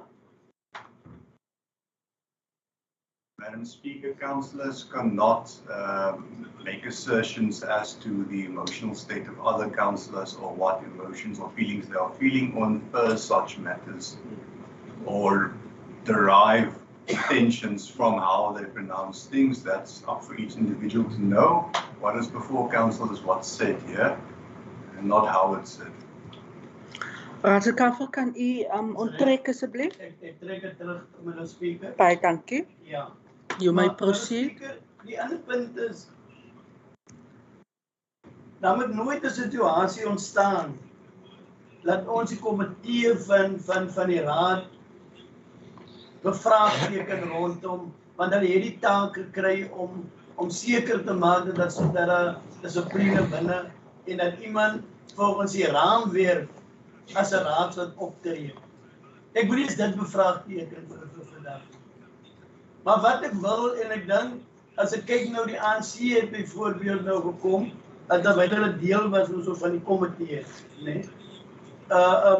En ek nie deel was nie, en waarom nie deel was, raadslid waarom nie deel was nie, wil ek toch vra, die ding gaan nou na die minister toe, vir appel moes ook teen raadslid Porter. En in die lig dat raadslid Porter 'n eerste oortreder is, en ek dink in 'n hof is dieselfde as 'n eerste oortreder, kan daar tog gekyk word, is die sentence wat of die straf wat die komitee, want nou, die komitee is nou uit die dinge, die komitee kan nie besluit nou nie oor die sentence weet nie. En ek wil net raadslid Baron reghelp, die komitee kan nie nou nie besluit oor die straf van raadslid. Die volle raad is 'n beheer nou van die besluit van wat hulle na die komitee gebring het. En ek wil van my kant af vra, Madam Speaker, in gedagte wat raadslid Baron gesê het, ek wil nie op dit ingaan nou op en dan wat se naam gesê die missionele aangeleenthede daai, maar ek wil tog vra van die causa se kant af, wil ek tog 'n versoek aan die raad rig om tog te consider die straf wat uitgesit is vir raadslid Porter. Madam Speaker. Thank you very much, Councillor Kamfer. Councillor Kamfer, if you let me just please keep on your light. So you are correct when you're saying that is now out of the hands of the committee. The process will follow. This council will have to take a decision. Then an appeal process can follow to the MEC where that consideration can be granted. So I just want everybody to understand the processes. So the corrections is one, the suspension is not without salary. So what we have in front of us is the written warning and the fine and the suspension. And then an appeal opportunity to the MEC, who will then take a decision based on the reasons of the right of the councillor, which he has to present that reasons. I just want council to be clear on that process, if everybody understands it. Then there is a request from Councillor Kamfer, and if Councillor Kamfer, that's a counter proposal. Please, can we have a seconder for that counter proposal? If you can just for the follow-up, because you're requesting council now with reference, and I just want us to please, councillors, you now need to follow the process of what needs to happen. So there is a counter proposal in the form of a request from Councillor Kamfer, and for that counter proposal, we would need a seconder, but I first want Councillor Bavuma, who was the chairperson of that committee, to please speak. You can keep your light on, Councillor Baron. You can keep your light on. Councillor Bavuma. Yes, Madam Speaker, I just want to make it very clear for those who wasn't in the hearing. This committee represents no political party. I just want to make it clear that during the course of this hearing, Councillor Porter, he forfeited his right to a hearing where all these kinds of requests could have been raised. So we, as a committee, we decide on these findings purely on what was put before us in the absence of Councillor Porter. The information put before us, and also the witnesses that served before us. And that is the reason why we as the committee, and I want to underline it, that we unanimously made that decision on the grounds of what was put before us in the absence of Councillor Porter, who decided to exit the hearing. So we as the committee, we then stick to our findings. And as you rightly said, that the councillor do have the right to take this on appeal. Thank you. Thank you, Councillor Bavuma. Councillor Baron. Speaker, I think it's for the ruling party to say whether they will stand with their recommendation. If they stand, there's nothing that we can do. We will just say we are against. So there's no need for a counter proposal. Thank you. Thank you very much, Councillor Kwaza. Ndiyabulela Madam Speaker. Madam Speaker, ngoku kuqala uthetha wazisa ii-committees. Uye ngoku wazisa uCouncillor Mkhoto noCouncillor Matyesile. Uye wathi nazi ilando ze-ANC, ii-councillors ze-ANC khona. So Madam Speaker, besingathanda ukuba uyirhoxise loo ndaba leyo. Kuba le committee, i-Code of Conduct Committee, ayo ye-ANC yeyantoni, yi-committee yebhunga ledolophu, Madam Speaker. So besingathanda loo ndaba leyo uyirhoxise. Siyabulela. Thank you, Councillor Gwaza.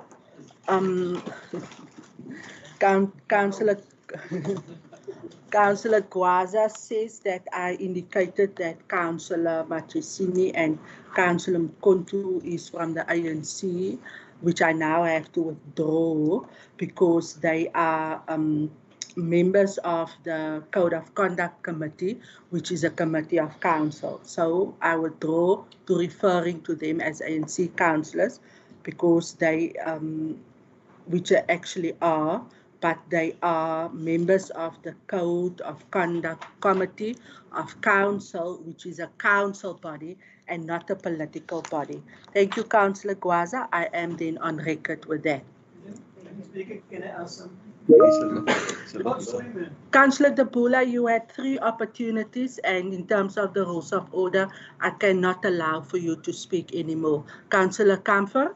No, I was the chairperson of the committee said the full committee decided on that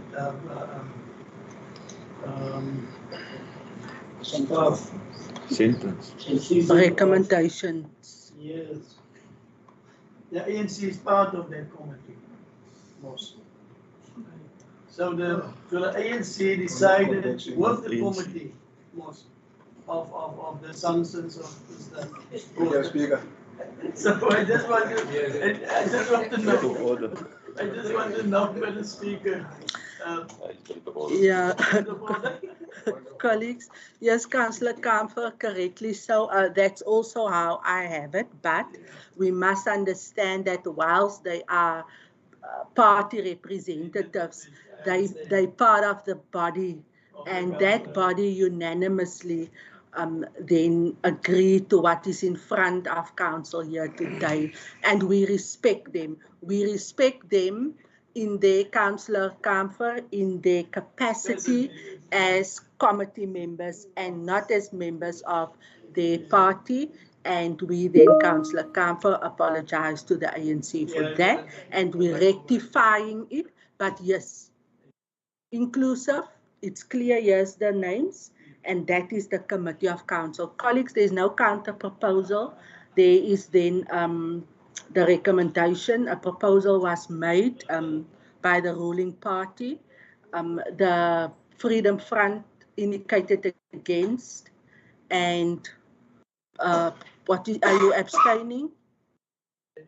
ICOSA? No, I'm against this. The ICOSA is against. And what's the position of the ANC? Madam Speaker, asikwazi ukuthi si-against, asikwazi ukuthi siyena bese sithi ikomiti makuyiqolase lesi sigwebo yabo njengabantu abaqalayo apha ebhini besinososicela phambi kwekomiti so kuqolase lesi sigwebo sihashi kakhulu. Thank you. If that's a proposal, a counter proposal, then please give a seconder that we can vote on it.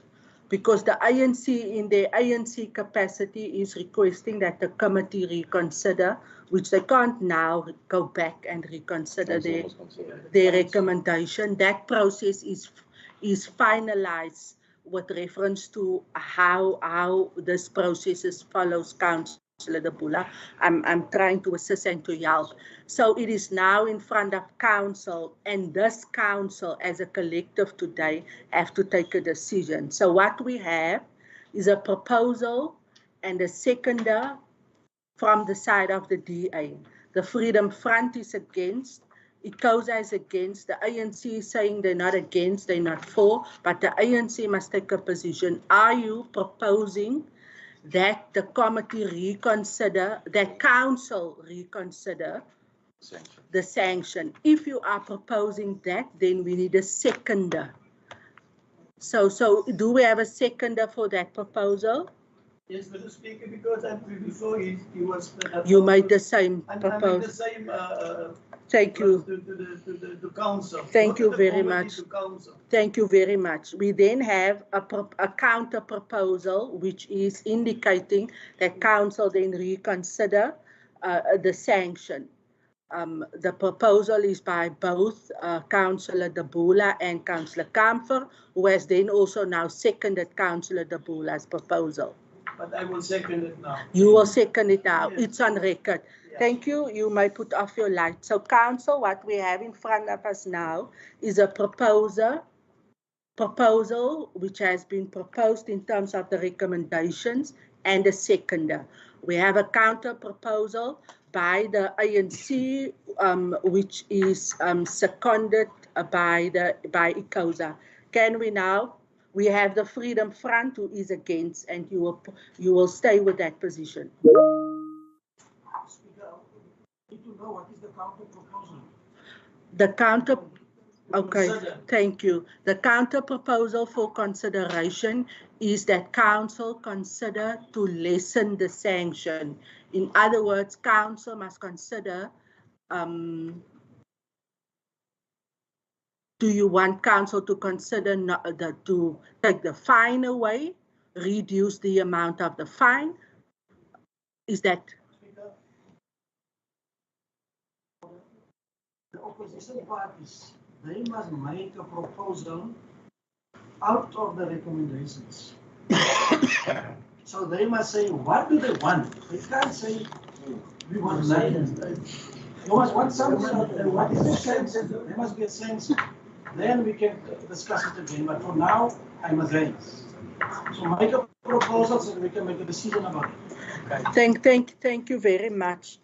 Councillor De Bula and Councillor Kamfer, the sanction in front of us is the written warning, is the suspension with pay, and it's the 30,000 fine. You are requesting council to reconsider it. What is it that you want council to reconsider? Do you want council to reconsider to totally do away with all three sanctions?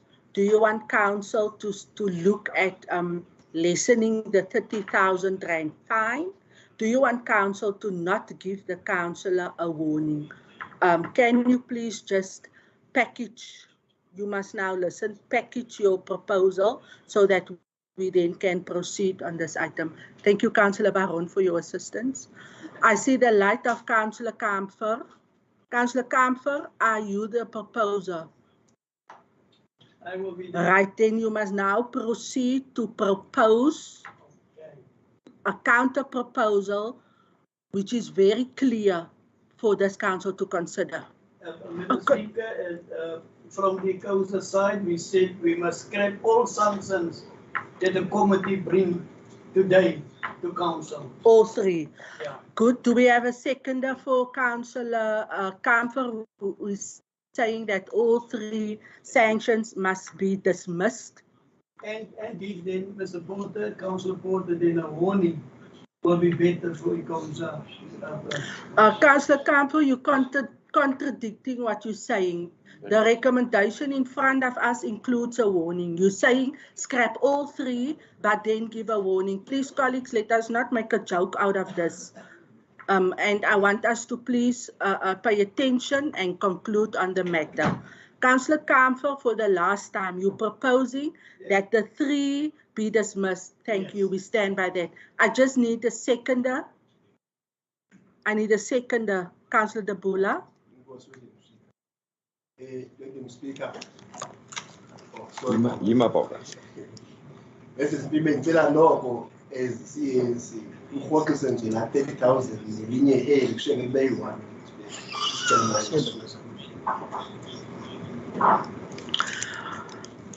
Colleagues, let us please just help each other to finalize this. Councillor De Bula and Councillor Porter, you can't be seconders and proposers and then change, Councillor Kamfer, then change it. Councillor De Bula is now saying, we don't want council to scrap the three recommendations. You want council to take out the fine. Now, it's two different counter proposals. Councillor Kamfer, do you have a proposal? You saying all three. Councillor De Bula, you saying scrap the 30,000 fine. Can Councillor De Bula have a seconder? And can Councillor Kamfer have a seconder, or can you agree to just make one counter proposal, please, colleagues, because I think you're now turning this into a circus, which is not. It is not, and I'm not now appreciative of this.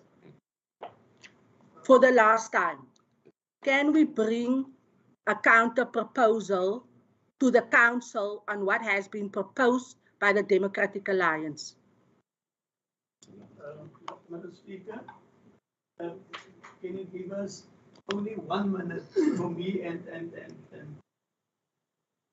my fellow councillor?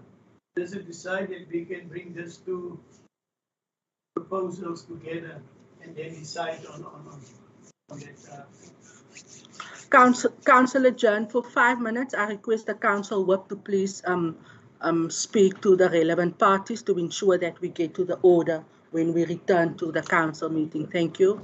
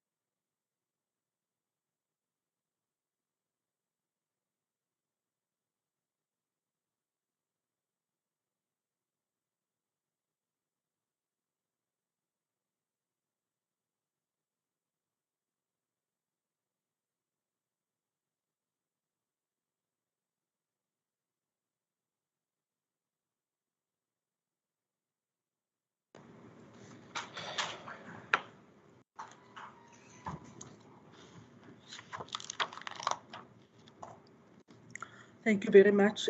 Caucus was granted, and I hand over to Councillor Kamfer to please report back to Council. You may proceed, Councillor Kamfer. Madam Speaker.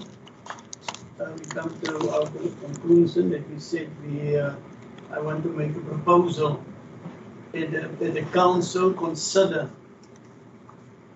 the 30,000 rand of one of the sons of Mr. Porter.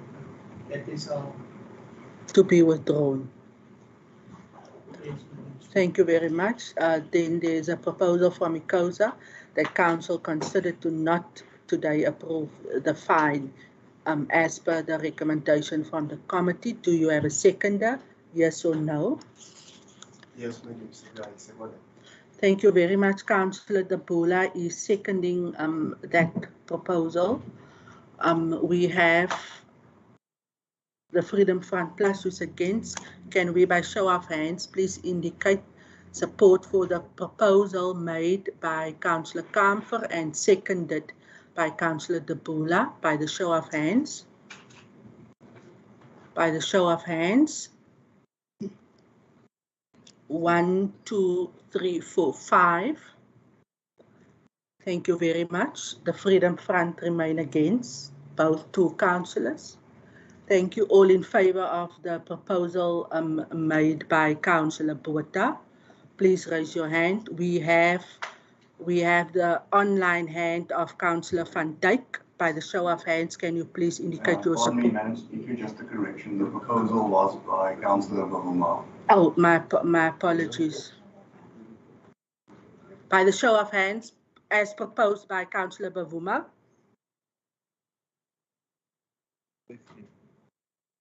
Does the administration have that total correct with the online hand of Councillor Van Dijk? Thank you very much. The item then carries unanimous. The item then carries with the Freedom Front who's against, and then the counter proposal who did not serve. Thank you very much. Can we have Councillor Porter come back to council chambers, please, to proceed?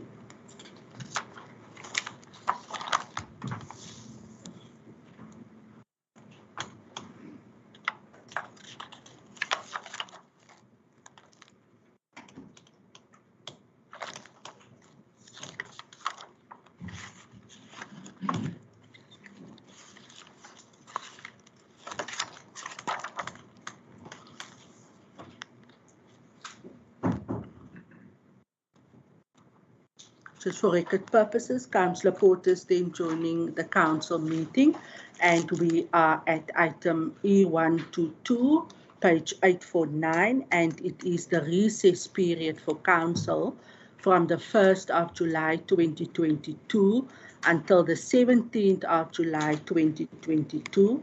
We have the recommendations listed from 1 to 3. Can I please have a proposal in this regard? Thank you, Councillor Kannemeyer. Do we have a seconder? Speaker, I will second. If we can also go on recess. Thank you, Councillor Baron. This is for the full council, MM. Yes. There will be no formal council activities, no meetings, no workshops will be scheduled, and that is what we have just now unanimously approved, because I didn't see anybody against this item. It's welcome because we also need to take care of ourselves, Councillor Mkuntu. We've got to rest. It's winter now. We must take those energy boosters and enjoy time with our family.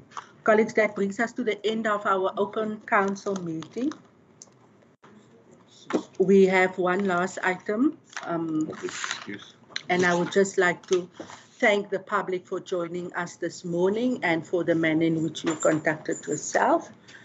To all our members online and those in the gallery, you may be excused. Council will now move into in-committee, where we will have to deal with one item. We then just wait for the members in the gallery to please excuse themselves. Speaker.